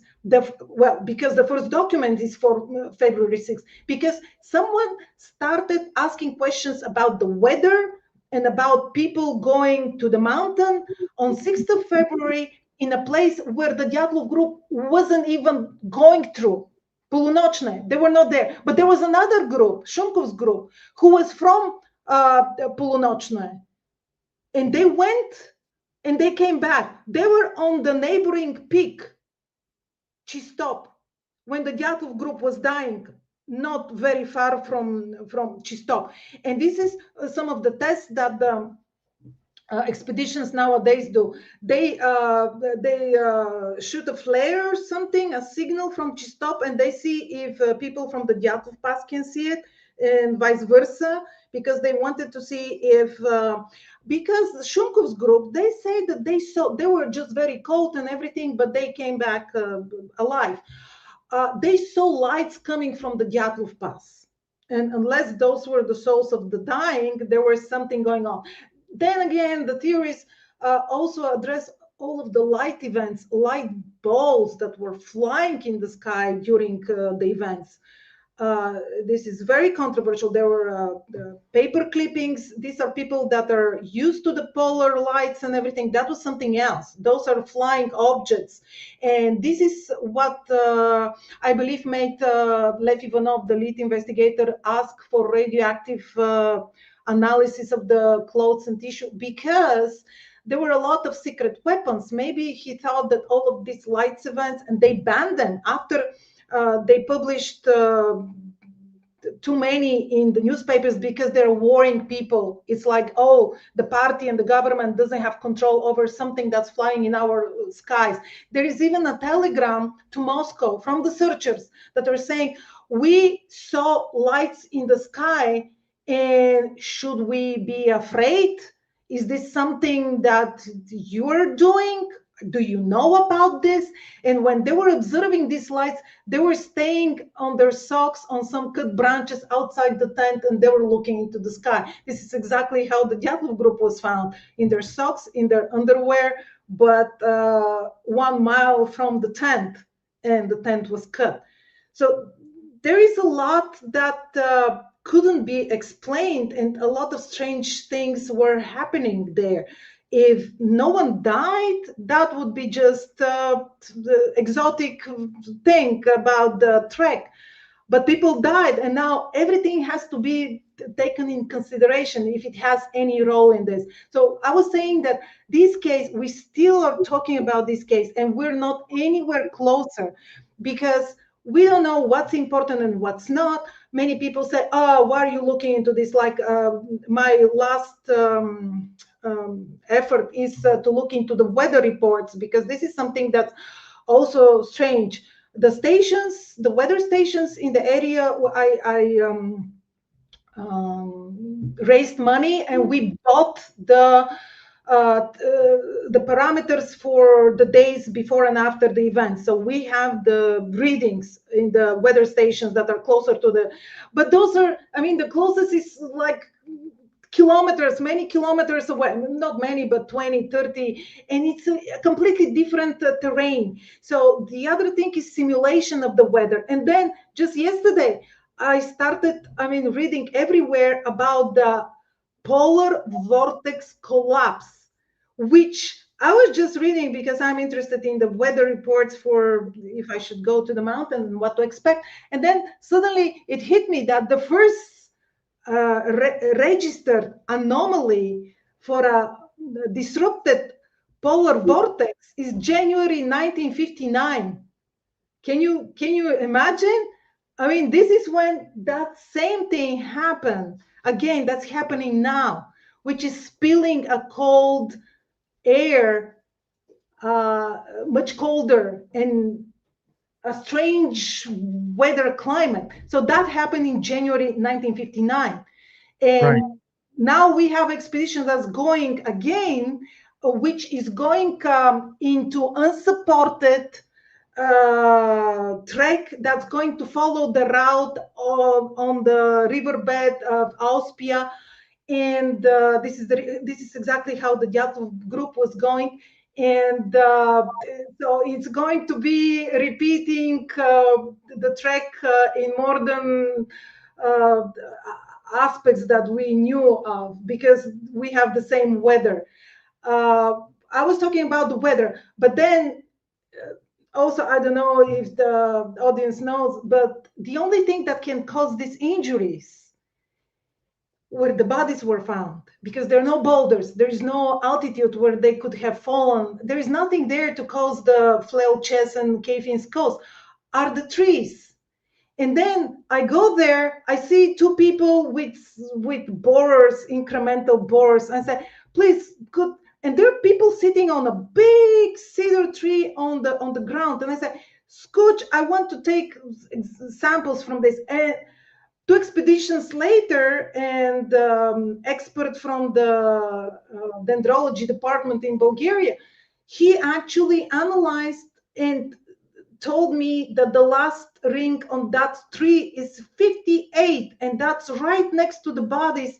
And there are photos from 59 with exactly that place where the tree is already under the snow. Then I go with the metal detector, and I found under this tree, on 30 centimeters deep, I find a tin can that just the lid of a tin can, which I managed to read what's stamped on it, and I found the plant that has manufactured. It's 58, it's green, and it's only sold in the stores for the population, because all of the searchers at the time, they had the supplies from the military reserve and their different tin cans.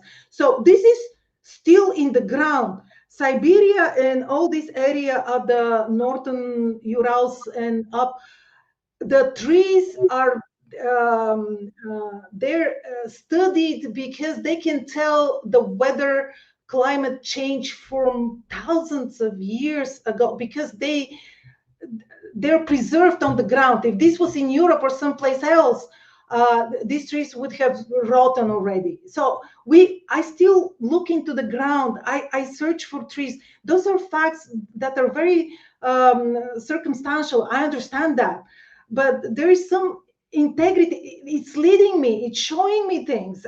Every time I go there, I find new things that contribute to the picture.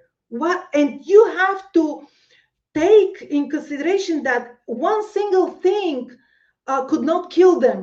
But if you add to the fallen tree, if you add the Bora katabatic event, or some storm that prevented them from surviving after hours of trying to help the dying, and because they didn't notice that they're underdressed, or they just put whatever they wanted to get faster to the ridge to signal the airplanes.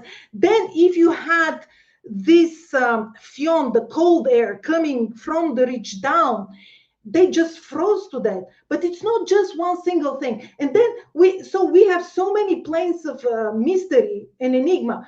First, the people were behaving very strangely. The lead investigator, looking for extraterrestrial, the party, Yves Delac, everybody is afraid. Everybody is hiding or saving their own skin and just behaving weird. So that speaks of cover up or conspiracy, but without any motive or reason.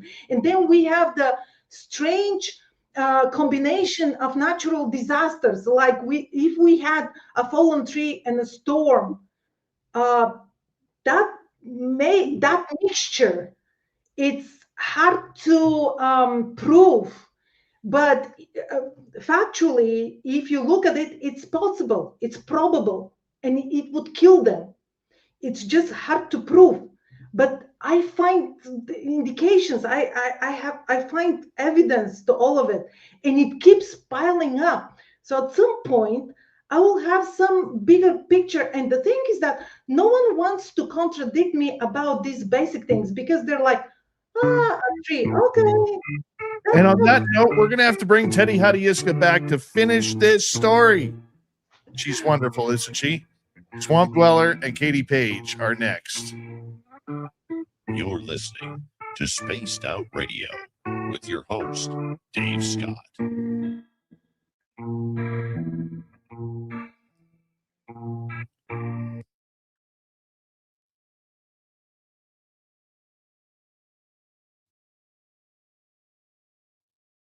I would like to bring you back soon so that way my audience can just ask questions to you. I would love to. There is an anniversary coming up, so there is going to be a lot of publications and noise about the case because this is when they remember it. I mean, the public. So there is going to be a lot to talk about. You see that I always find what to talk about. Well, Oh yes. Do you want whenever to you want. come back on February 2nd? Super. Let's do it. February Okay. 2nd. It's a Q&A. And don't forget to book me, okay? I'm booking you right now. February 2nd it is. All right. I'm booking it right now. All right. And we're just going to take audience questions that night. Very good. I would love to because I really want to give them what they need. That's Yeah. going to be more useful. Otherwise, it's a train of thoughts. You see me. I can talk endlessly, but it's better to answer questions because they will have questions like a follow up of all these podcasts that we're doing. Okay, Q&A. All right. Thank you, my dear. You were wonderful. Okay, thank you, Dave. Always Take for care. you. Take care. All right. Much love. Bye-bye. Bye. There you go. February 2nd. Teddy will come back to answer all of your questions. I'll be right back, everybody.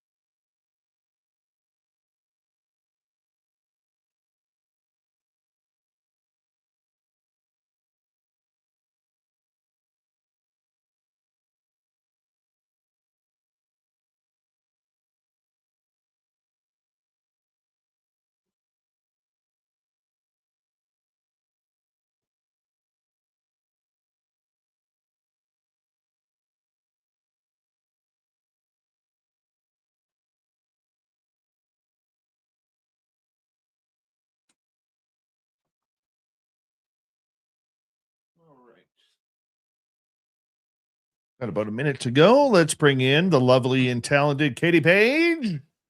There she is. Good evening, everybody. You're awesome. You're awesome. Hi, Amy WC. It's Happy New Year for me. It's the first time I've been back on since the new year. So Happy New Year, everybody. It's so exciting. Thank you tonight to Mikey, JSCO, and T-Bone for the super chats. And thank you to Lightwalker for becoming a member on our channel. Greatly appreciate that, love. And you can shop at our Spaced Out Radio store because we do not have ugly swag, people. No ugly swag, so check it on out. It's good stuff. Very good stuff. We're coming in 5 seconds here, Katie. Swamp Dweller will be about 3 minutes, okay?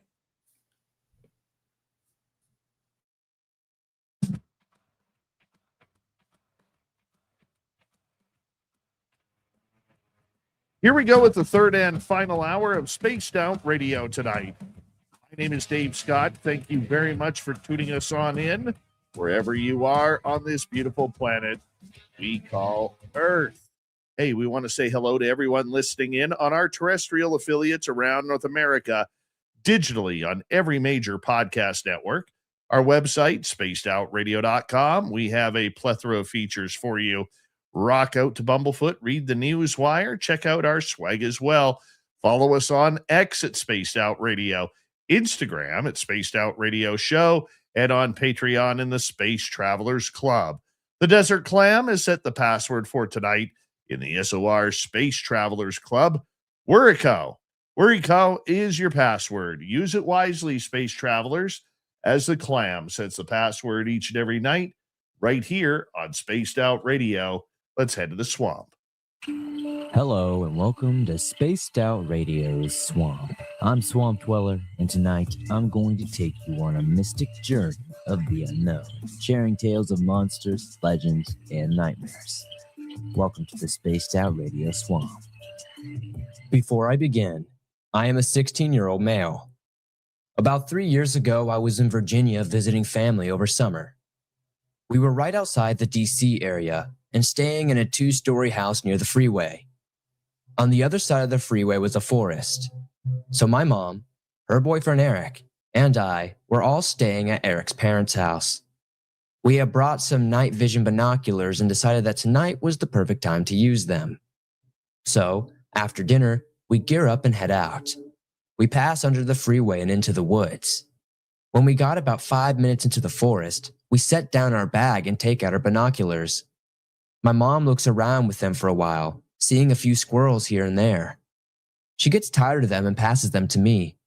I look around for a while, being careful not to look at the freeway for fear of being blinded. I spot something behind a tree, about 50 feet to our left. I concentrate on it, trying to figure out what it was. It looks like a pale, bald anorexic man, looking straight at us from behind the tree. I start to get a bit uneasy, but I'm hesitant to believe it's really there. I ask Eric to take a look, just in case. To my despair, he sees it too. He describes it much the same way I did. Now, Eric is a former amateur boxer, and I train MMA almost every day. But neither of us wants to stick around with that thing. We start heading back to the house, crossing under the freeway. We take another look behind us as a car comes by.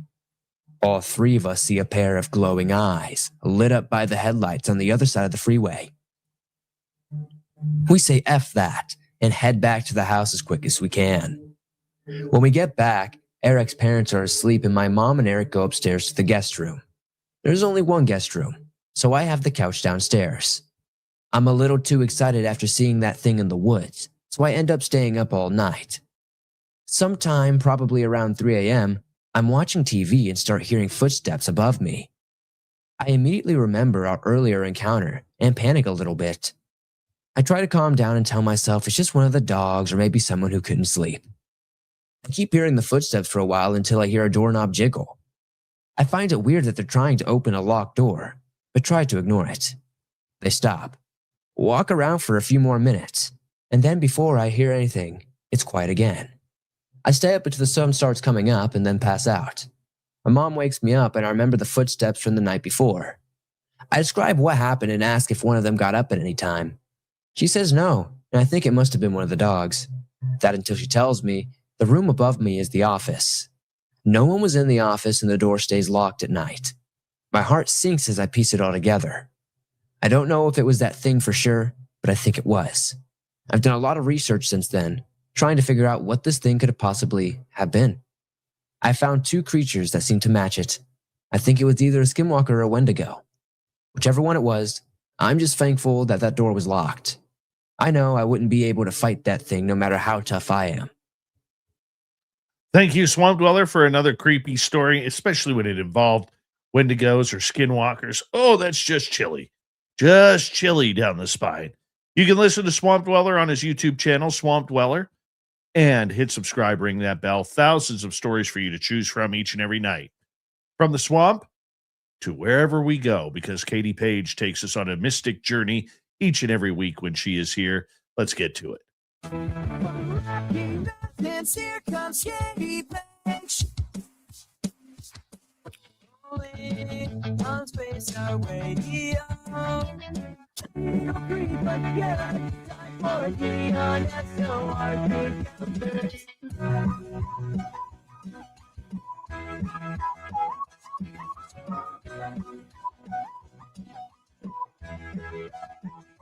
That might be my favorite intro to the show.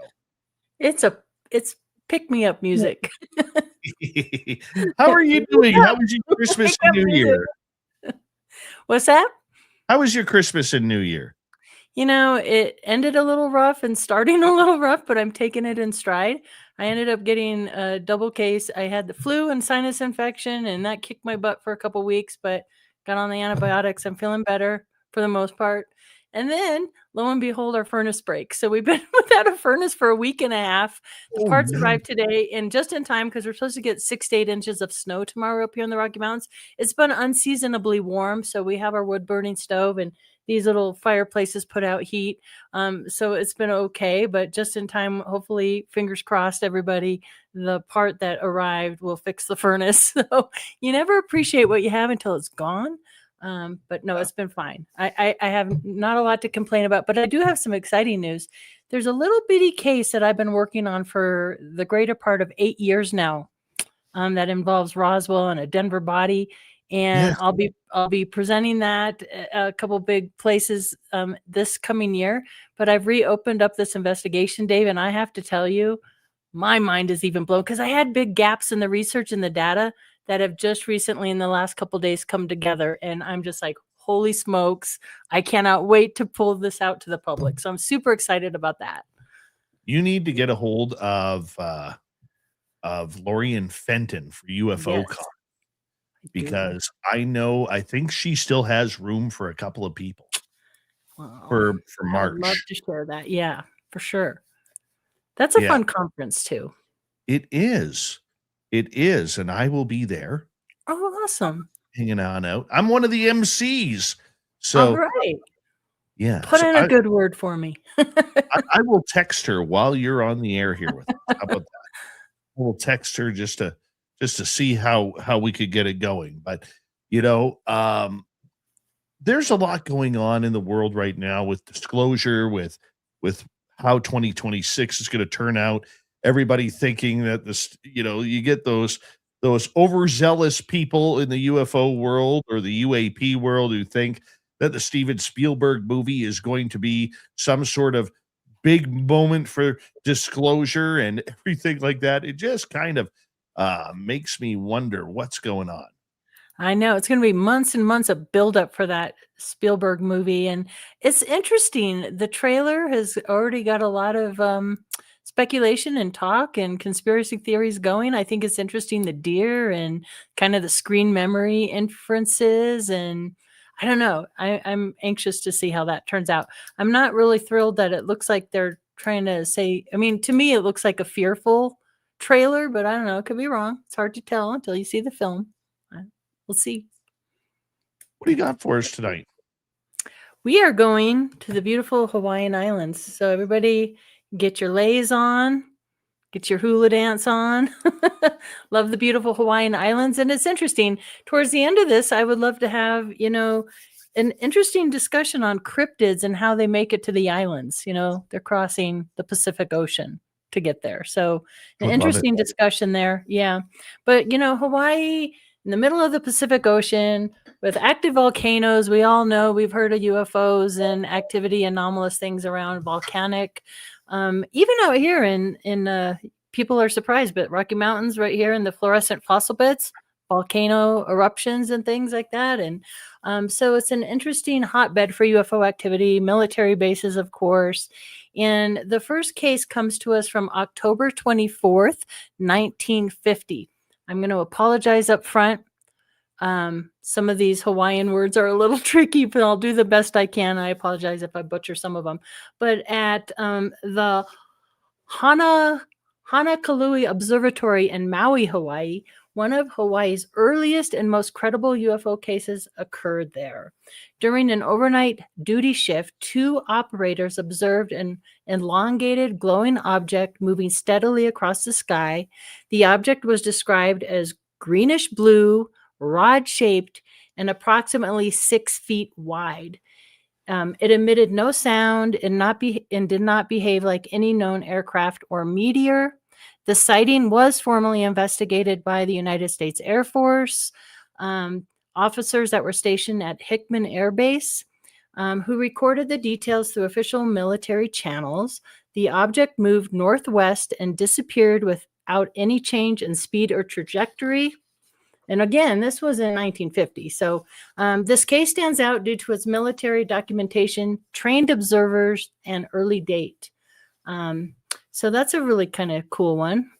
In 1956, in Oahu, Hawaii, in the mid-1950s, so 56, it's reported, residents of Oahu reported a fast-moving aerial object crossing the island at extreme speeds before vanishing out over the ocean. The object did not resemble jets or military aircraft known to be operating at the time. This incident actually was informally known as the Pineapple Express, which I love, the Pineapple Express, and entered local UFO lore as one of the island's earliest high-speed overflight cases. So the Pineapple Express, have you heard of that one, Dave? No, tell me. I love that. I had pineapple for dinner last night, so that's appropriate. And salmon too, by the way. Anyway, okay, January 1975 in Maui, Hawaii. Maui is really active. I know when I was an investigator for MUFON, we did get quite a few reports on Maui. So one of the island's most compelling UFOs encounters occurred on Maui Beach. An unnamed couple relaxing on the shoreline observed a silent object approaching from over the ocean. They described it as square-shaped. Okay, I love these boxes and square-shaped sightings, yes. So this one's particularly cool. This square-shaped had a dome top and a dome bottom. So picture like a box with a dome on top, a dome on the bottom, and a row of lights along the upper edge. The craft had no wings, no visible propulsion, and made no sound. The male witness managed to take several photographs before the object accelerated rapidly and disappeared over the mountains. Years later, a remarkably similar object was captured on video in Tokyo, Japan, strengthening the argument that the Maui sighting was not a misidentified aircraft or natural phenomena. So that's pretty awesome.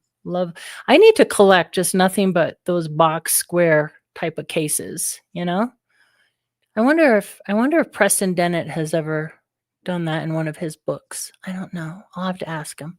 But I just love those.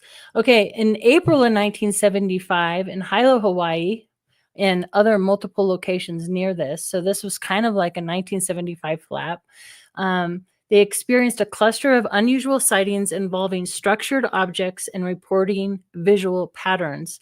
So the airport and air traffic control towers observed a bright object larger than a full moon. That's huge, shining with sunlight intensity, which is very similar to what I witnessed at Rocky Mountain. It was brighter than anything I could even think of. The object made no sound and not appear on radar. A separate witness reported a bright glare reflecting off her car.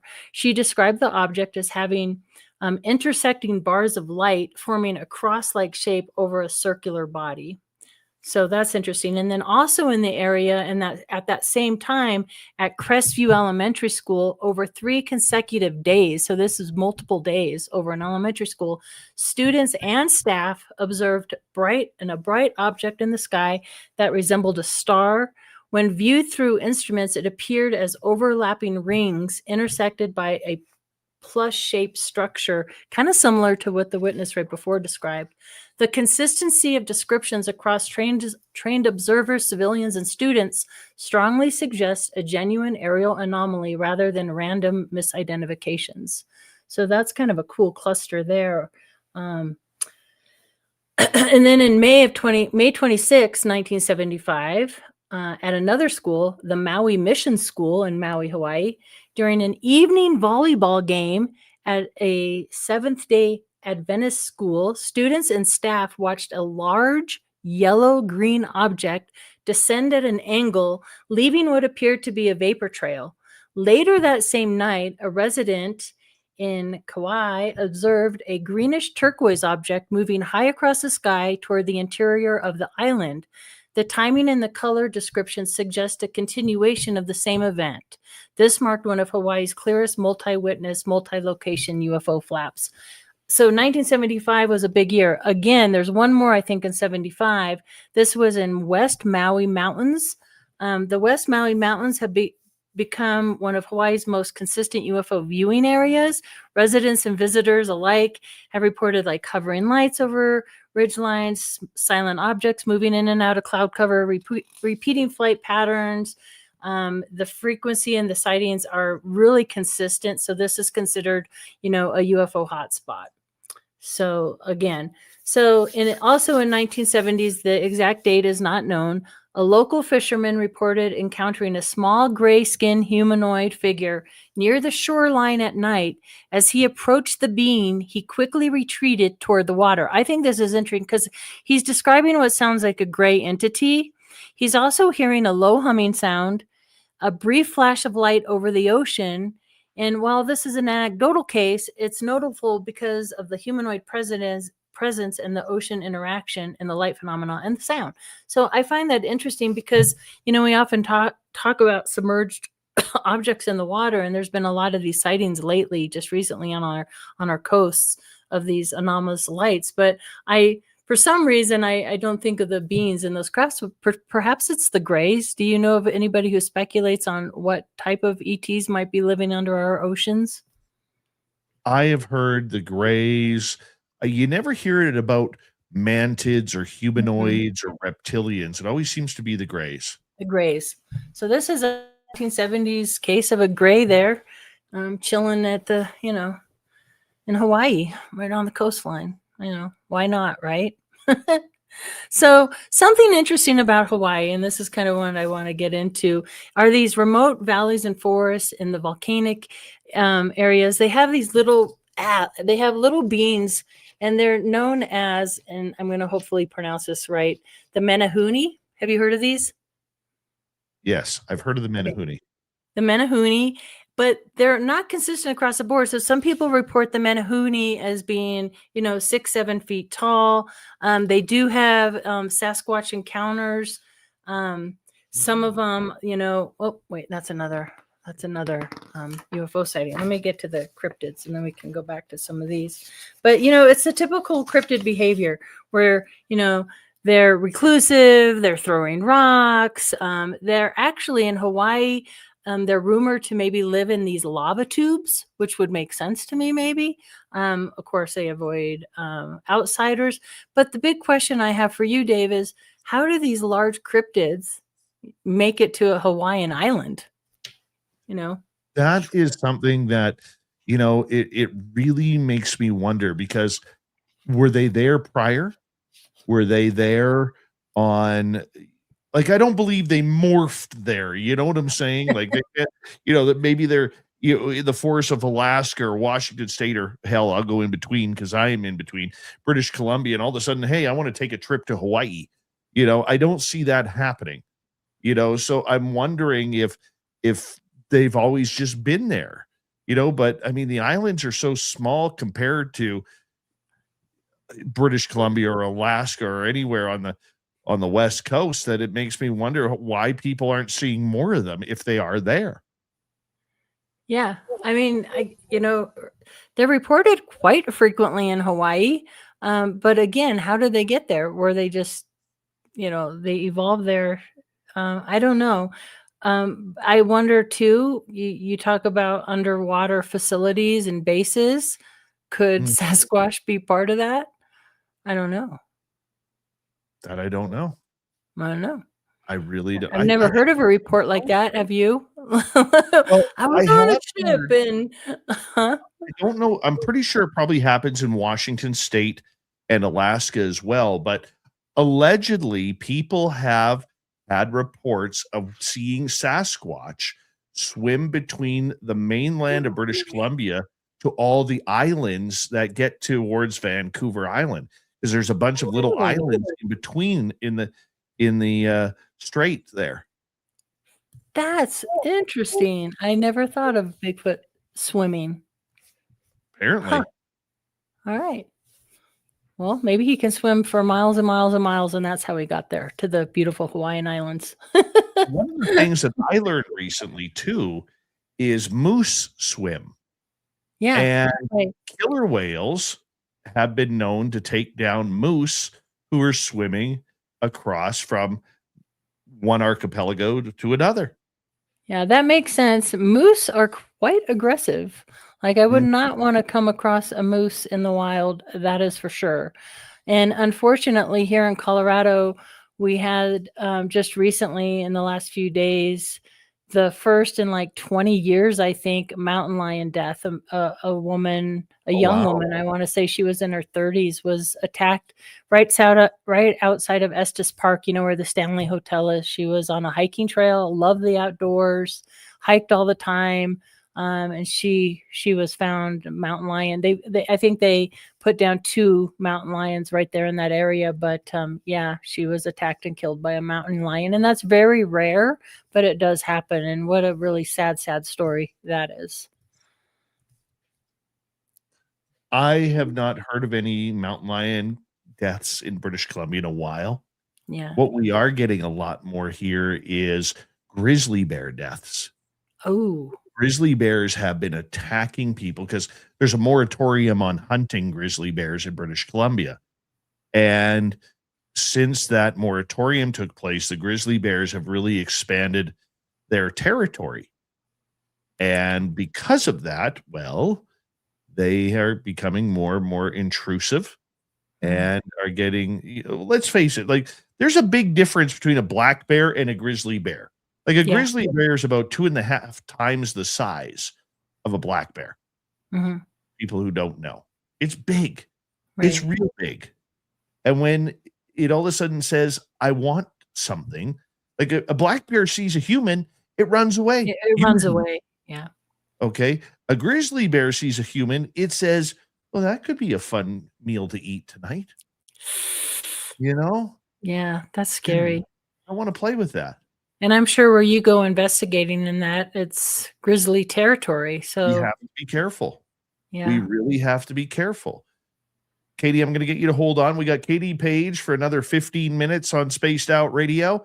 And when we return, more of the experience in the encounters. I love it. I love it when she's on because she's just one of the best out there when it comes to everything UFOs, unique, strange. Rocky Mountain Ranch Research on YouTube is her channel. Make sure you go hit subscribe. This is Spaced Out Radio. Your host, Dave Scott.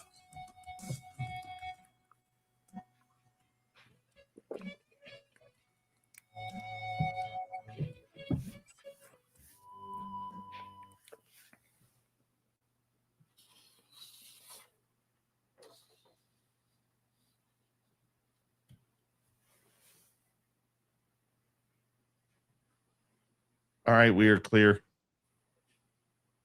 Hold on, did I mute him? No. No, you didn't. Oh, Good. I forgot. I'll have to share. I'll share some. I brought some show and tell, so I'll share some Hawaii. I don't know if we'll be able to see them. I think so. Some photos from Hawaii of some craft. So we'll share those when we come back on. Love it. 3 of those, and then we're going to move to Idaho. ETs love potatoes too. Mm-hmm. We might get halfway through that. You know, Dave, I'm running out of Canadian cases. I'm going to have to do some deep dives. Oh, on don't worry Canada. about the Canadian cases. Just keep doing the greatness that you are. We'll have to go worldwide. Mm-hmm. That works. We'll take it somewhere. Yeah. Always learning something. I mean, that's the cool thing about this, right? There's always some little tidbit of something. I'm like, just when you think you've heard it all, something will come across and you go, haven't heard that one before. Like that cool case with the tattoos. ET's interested in tattoos. We're keeping them busy now. Oh my God. The weird news of the week is hilarious. What is that? I do a weird news of the week after you're done. So I should stay up and listen. Is that what you're saying? freaking hilarious tonight. All right, Oh I'll my stay awake. Oh my God. This is going to be funny. This is going to be funny. Oh, the headline on this one. I can't even say it right now. I'm debating whether I should even use this story tonight. Uh-oh. Oh, Now you goodness. have to. Yeah, now I have to. Oh, Well, I'll be my so disappointed if you don't. right? Right. Oh my goodness. What in the world am I getting myself into? I have texted Lorian. She hasn't texted me back. She'll probably text me within the next hour because she's always a night owl. Yeah. Yeah. She's in San Francisco, isn't she? Yeah. Yeah. I'm waiting for you. Lorian, if you're listening, because I know sometimes you do, let's make room for Katie Page. I want to introduce her on stage. That'd be cool. Yes. That would be fun. That would be fun. Andrew Rushton, how you doing?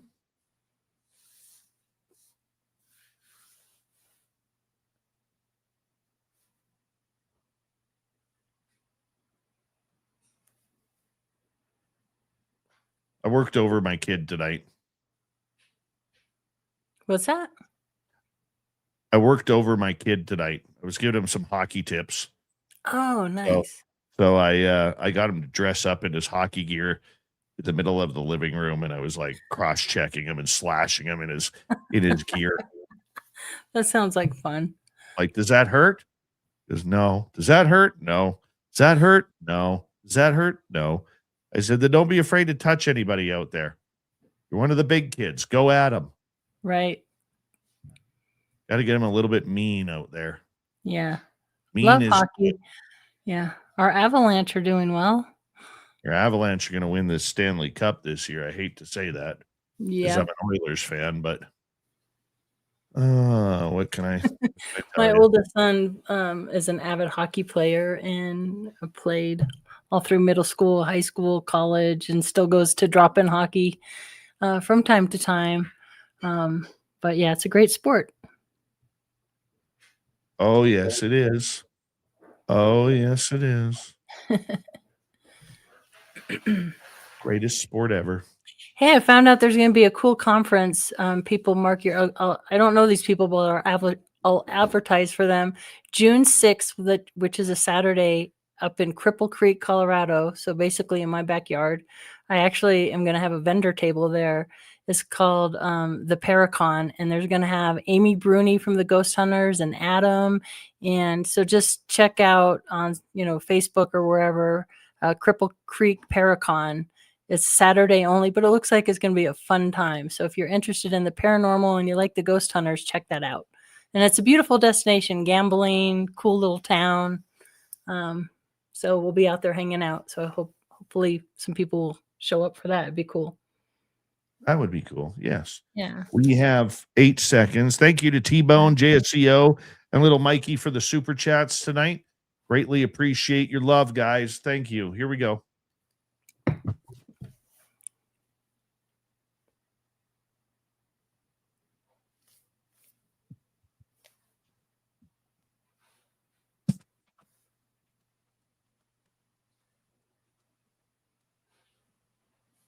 We are into the final half hour of Spaced Out Radio tonight. We got Katie Page for another 15 minutes from Rocky Mountain Ranch Research. My name is Dave Scott. Thank you for tuning us on in as we bring you the encounters with Katie.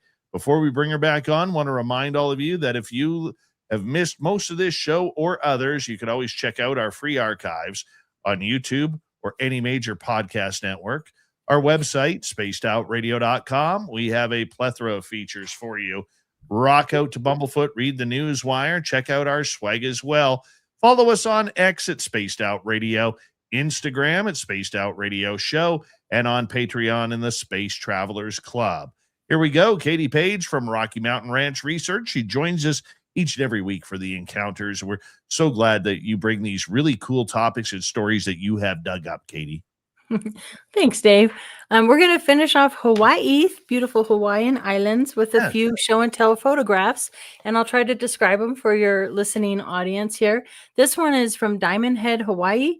It's dated, these are notes from the back of the photographs, June 18th, 1959. This is a cool old photo here. If you look to the very top center of the photograph, you're going to see a very bright, shiny disc-like object captured there, and that underneath of it, to me, it looks like a volcanic mountainous range there. So you see that up there, Dave? I do. Yeah. So it's one photograph here. So Now, explain this that one- photo to our radio audience.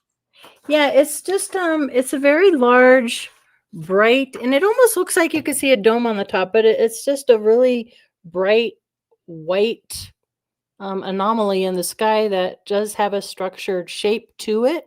There's no you can't see any emission or vapor trails around it.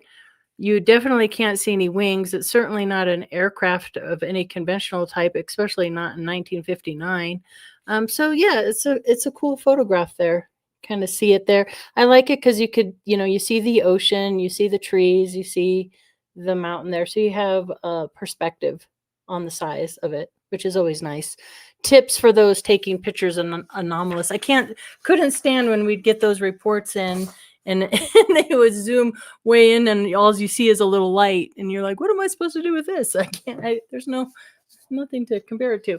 This is another one. This one's cool. This is from 1974. So this was kind of those years where there was this big wave going on the Hawaiian Islands. This is on Honolulu, a beautiful beach there. April 25th, 1974. This was taken, and I blew up the photograph and put it in a little square. So you could see the original. I see the hula dancers there. And the beautiful palm trees, but right up there in the original photo, I don't know if you can see it. You see this, I blew it up. It's definitely a disc-shaped craft. It looks metallic to me, I would say. So there's that one, and here's a second shot of the same object. So these two pictures were taken that day. They're on looks like your classic disc-shaped object. Yeah, disc-shaped, looks metallic. Again, Honolulu, Hawaiian Islands. Hula dancers, and right above them, the ETs wanted to get a good glimpse of that as well. They're like, "What is this?" So, yeah, those are some cool pictures there I dug up. So that kind of does it. Any more comments for the beautiful Hawaiian Islands? Well, I think that, the islands are a place of mystery. It is something that I want to see more of these stories out of, and that's not just from you, but I think that, it's kind of like a hidden gem because there's so many legends and lore there, you know, Yeah. and I have heard everything from, what are the ghost warriors called? I forget. They got these ghost warriors there that wander around. Maybe somebody in our chat room could help me out with that. Yeah, I think, they're called the, Oh, I what don't, are they? Yeah, I've heard that, in some areas near volcanic areas, people have seen these miniature raptors running around, like miniature Raptors. Night marchers. Thank you, Callie. Night Marchers, that's it. Yeah. The Night Appreciate Marchers. that. Thank you in the chat room for bailing me out there. So we look at that, and then the UFOs and the sea monsters and all of that kind of stuff. I think Hawaii is like an untapped gem, much like Alaska. Yeah. Because it's not in the lower 48, it gets ignored a little bit. Yeah, I agree with you on that. And something about the prehistoric sightings of like pterodactyls and these little dinosaur creatures, it makes me wonder. And, I can't name this person because I don't have permission to, but somebody that was fairly well known in ufology, that was one of my mentors early on in the field, actually had a very interesting job for a while as a geologist at the Four Corners area, and under guards, like holding weapons, they were picking up artifacts that were malleable, like Native American artifacts and moccasins and things that were almost like time traveling. And in that area, we have these reports of the pterodactyls and things like that. And I always that particular topic I would love to tap into and learn more about, because there's so many reports of these things, and it makes you wonder like how time actually works. We see time as very linear, but are we existing on multiple timelines, multiple dimensions in certain areas where the veil is really thin? So yeah, that's fascinating. And Hawaii, of course, is steeped in that. So I totally get it. Katie, Yeah. we got to say goodnight to you, but thank you for being on the show tonight. It's always a pleasure to have you here. Well, thank you. And next week we'll go to Idaho Tell everybody where they can find your work. at Rocky Mountain Ranch Research on YouTube, and my name, KatiePage, .net, or Rocky Mountain Ranch Research.org. All right. Katie Page, everybody. We say goodnight to her, and let's get to the weird news of the week. As God is my witness, I thought turkeys could fly. Ladies and gentlemen, here is the latest bulletin from the Intercontinental Radio News. I am good at things, fighting and reading the news. It's time once again for Spaced Out Radio's Weird News of the Week.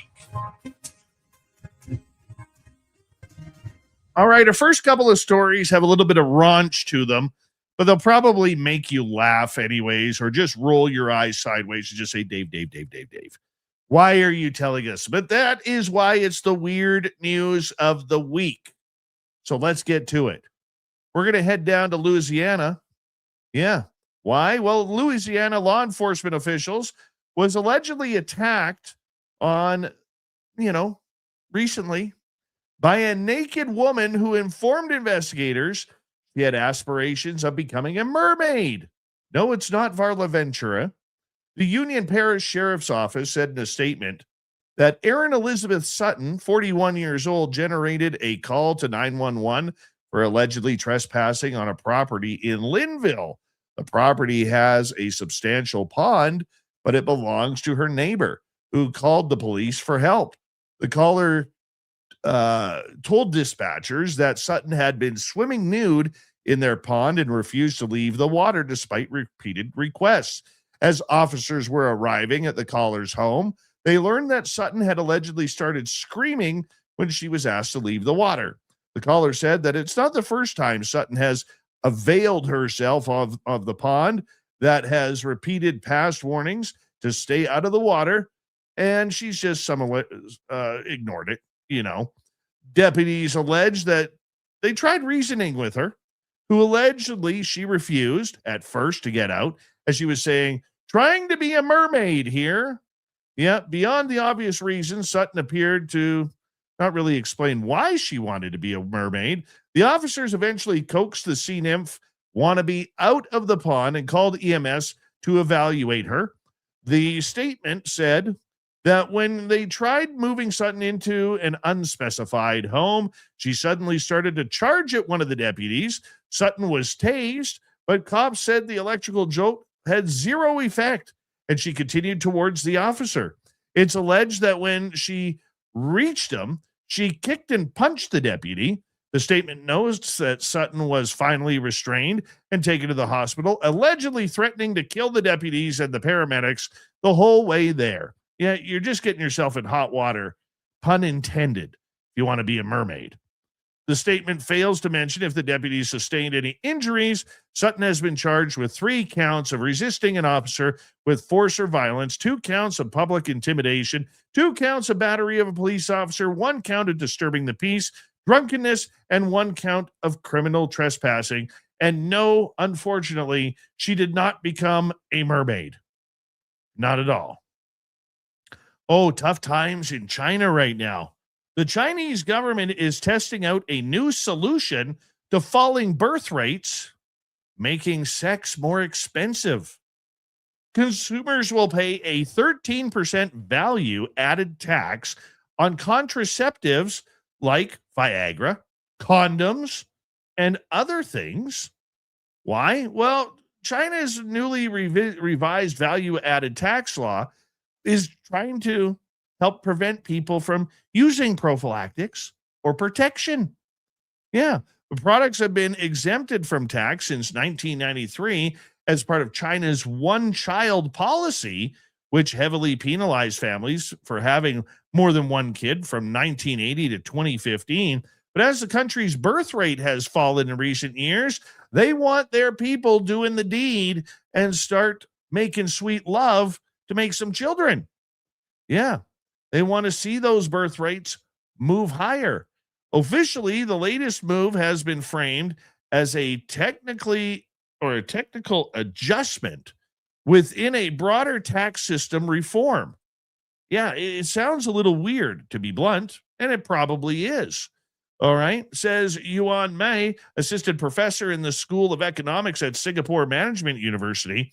The focus has been about administrative consistency rather than demographic goals, as China has shifted from fearing the rapid population growth in the 1970s would restrain resources and hamper economic development to wanting to reverse falling birth rates. Some experts say it's reasonable that the government's policies reflect that change. They used to control the population, but now they're encouraging people to listen to more Barry White in front of the fireplace and start making sweet love to create more kids. Could be a lot of fun times in China. Really is. Now, this next one, yeah, I'll say it. What the heck? What the heck? This has to be one of the best practical jokes, if it is a practical joke. Not 1, but 2 letters have been sent from the Pentagon to a Toronto-based sex toy store, found inside the boxes of returned adult items that somehow made their way to a U.S. naval base in Bahrain.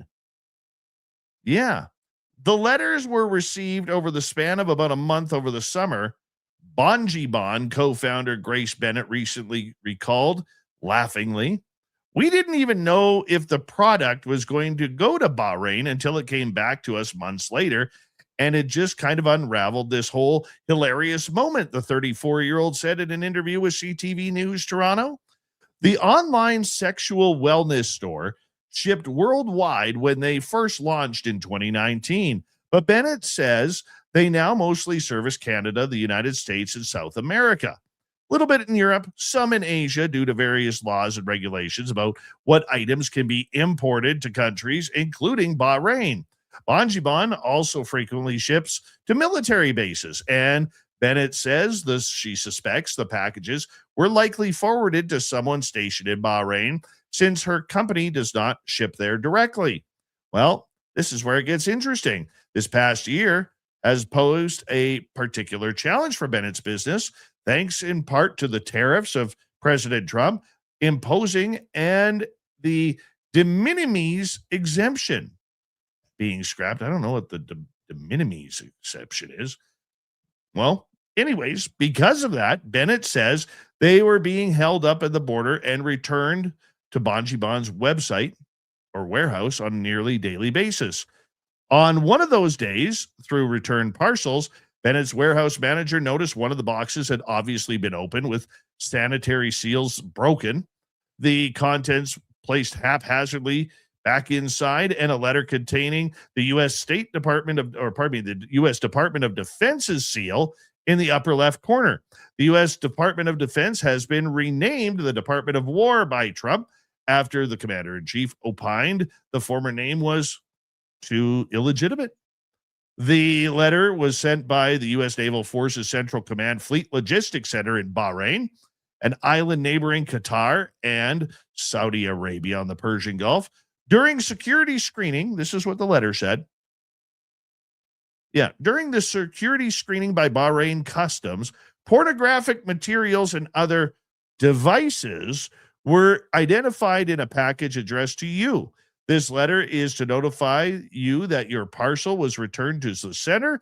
The letter with the subject line, adult item identifying during X-ray male screening, reads in part, please notify the center that pornographic materials or other devices are not allowed in the Kingdom of Bahrain. So they're not allowed to have any fun toys there.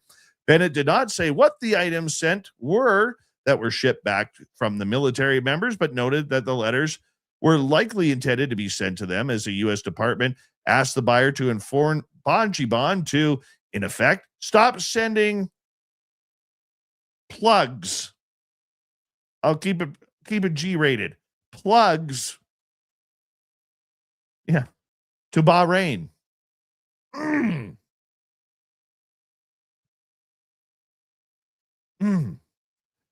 We got a huge kick out of it, Bennett said. I mean, we don't judge. We want everyone to order what they want, and we want everyone to feel confident and start shopping for whatever they want. But there is a juxtaposition of a military person in a foreign country ordering plugs and having no understanding that those items are illegal in the country they are in. The Pentagon declined to comment to CTV News in Toronto repeatedly and saying they don't have anything to offer on the topic.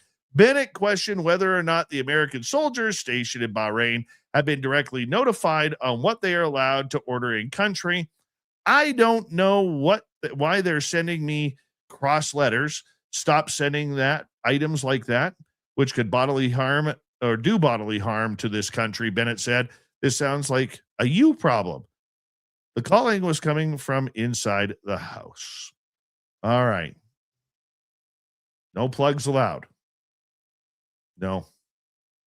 Now, here's a weird one. A cop is forced to explain why AI-generated police reports claimed officer transformed into a frog. Yeah. Law enforcement is quickly embracing AI for everything from drafting police reports to facial recognition. The results have been predictably dismal in one particular and glaring unintentional comedic instance.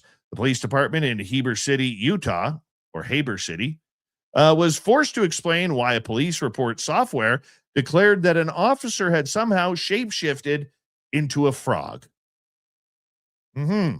Salt Lake City reported out of Fox 13, the flawed tool seemed to have picked up on some unrelated background chatter to devise its fantastical fairy tale ending.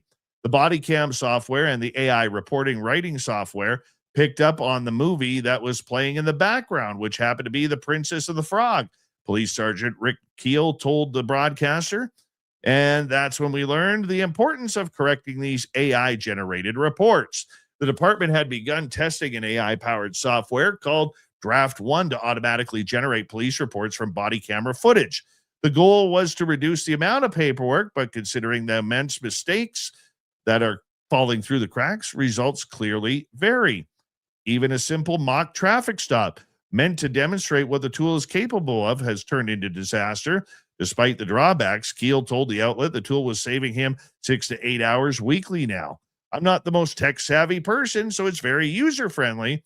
Draft One first announced by police tech company Axon, the same firm behind the taser, a popular electroshock weapon. Last year, the software makes use of OpenAI GPT large language models to generate entire police reports from body cam audio. But no officer turned into a frog. There was no hallucinogenics. It was just AI. And finally tonight, a man is going viral for riding his horse through a packed Target store, much to the annoyance of the store's security. Stephen Harmon, otherwise known as Cowboy at Heart 82, has made a name for himself uploading horse-themed content. Some of his most viewed videos include showing people how to ride and mount horses, but in other clips, he unleashed his troll side.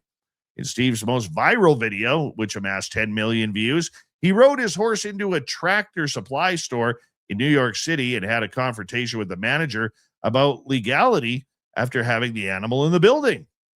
Well, apparently, he did this to Target as well. They were not very happy about it.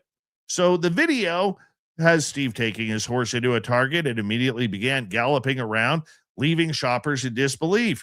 The bizarre sight turned a bit ugly when the horse decided to drop a deuce during the shopping trip, leaving a ton of excrement all over the floor. Meanwhile, security was left running around trying to keep up and eventually confronted Steve, demanding he leave the store. What are you doing? Get out of the store with a horse, my man. That's what they were saying. Yep, the TikToker tried to fight the order to leave, inquiring why he had to go, but the store security wasn't having any of it. You don't bring a horse into this store, dang burn it. And Steve left the store before police were called. That's your weird news of the week as we say hello to Mr. Ron Bumblefoot Thal. Rocking in the background with Little Brother is Watching. Bumblefoot is the official music of Spaced Out Radio, rocking us in and out of every single show. Get your horns up for the guitar god himself. Special thanks to everybody listening in at work, at home, in your cars, wherever you may be. Thank you to everyone in our chat rooms tonight. YouTube, Twitch, LGAP, Facebook, Spreaker, LinkedIn, the Space Travelers Club, and on X, hashtag Spaced Out Radio.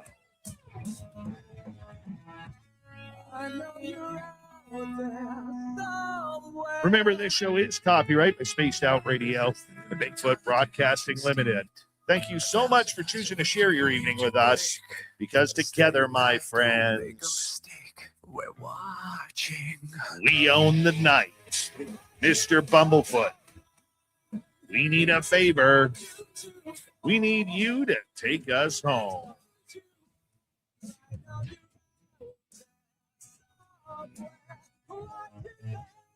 Yes, the Woo train has docked for the night, but soon, my friends, we shall ride again.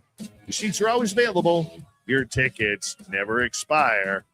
And if you want to bring a friend, we've got room for them too. Good night, everybody.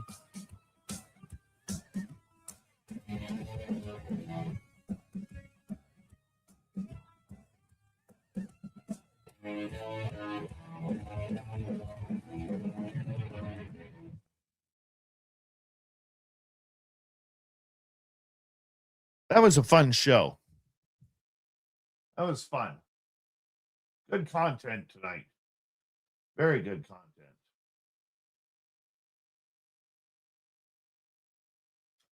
Anybody sick of the word content?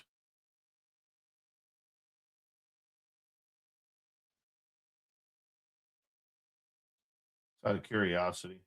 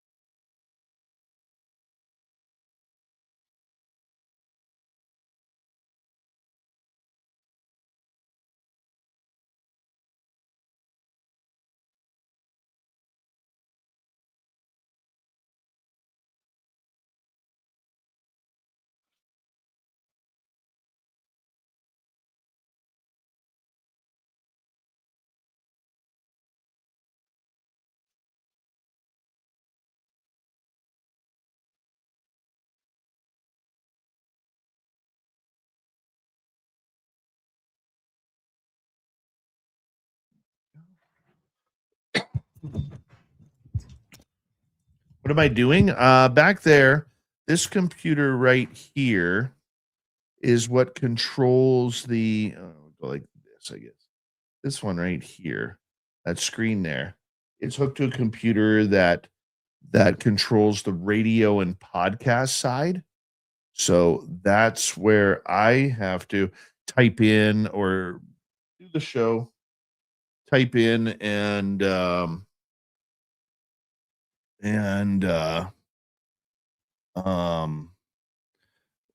paragraph of what the show is all about, and then kind of go from there. And then it sends it to this computer. And then I edit the show and send it off to our radio stations. That's the recording part. Now, I used to have that computer right here, right against this wall, but I wanted, when I redid the studio, I wanted to create more quality space around here so it wasn't as crowded as it was before. So that's what I did. Good night, T-Bone. All right, tomorrow night on the show, Karen Hill from Tucson MUFON, you've probably seen her in our chat room. She's going to come in and talk about some UFOs, her experiences being a member of MUFON. So we're going to have a great night with her. Thank you tonight to T-Bone, JSCO, Little Mikey for the super chats. If you haven't already, give us a thumbs up or down, your choice. There is no sideways. There is no middle finger. We'd appreciate you leaving a comment after the show. Let us know what you think. It helps with the algorithms. And I will see you all tomorrow night, everybody. Take care and see you soon.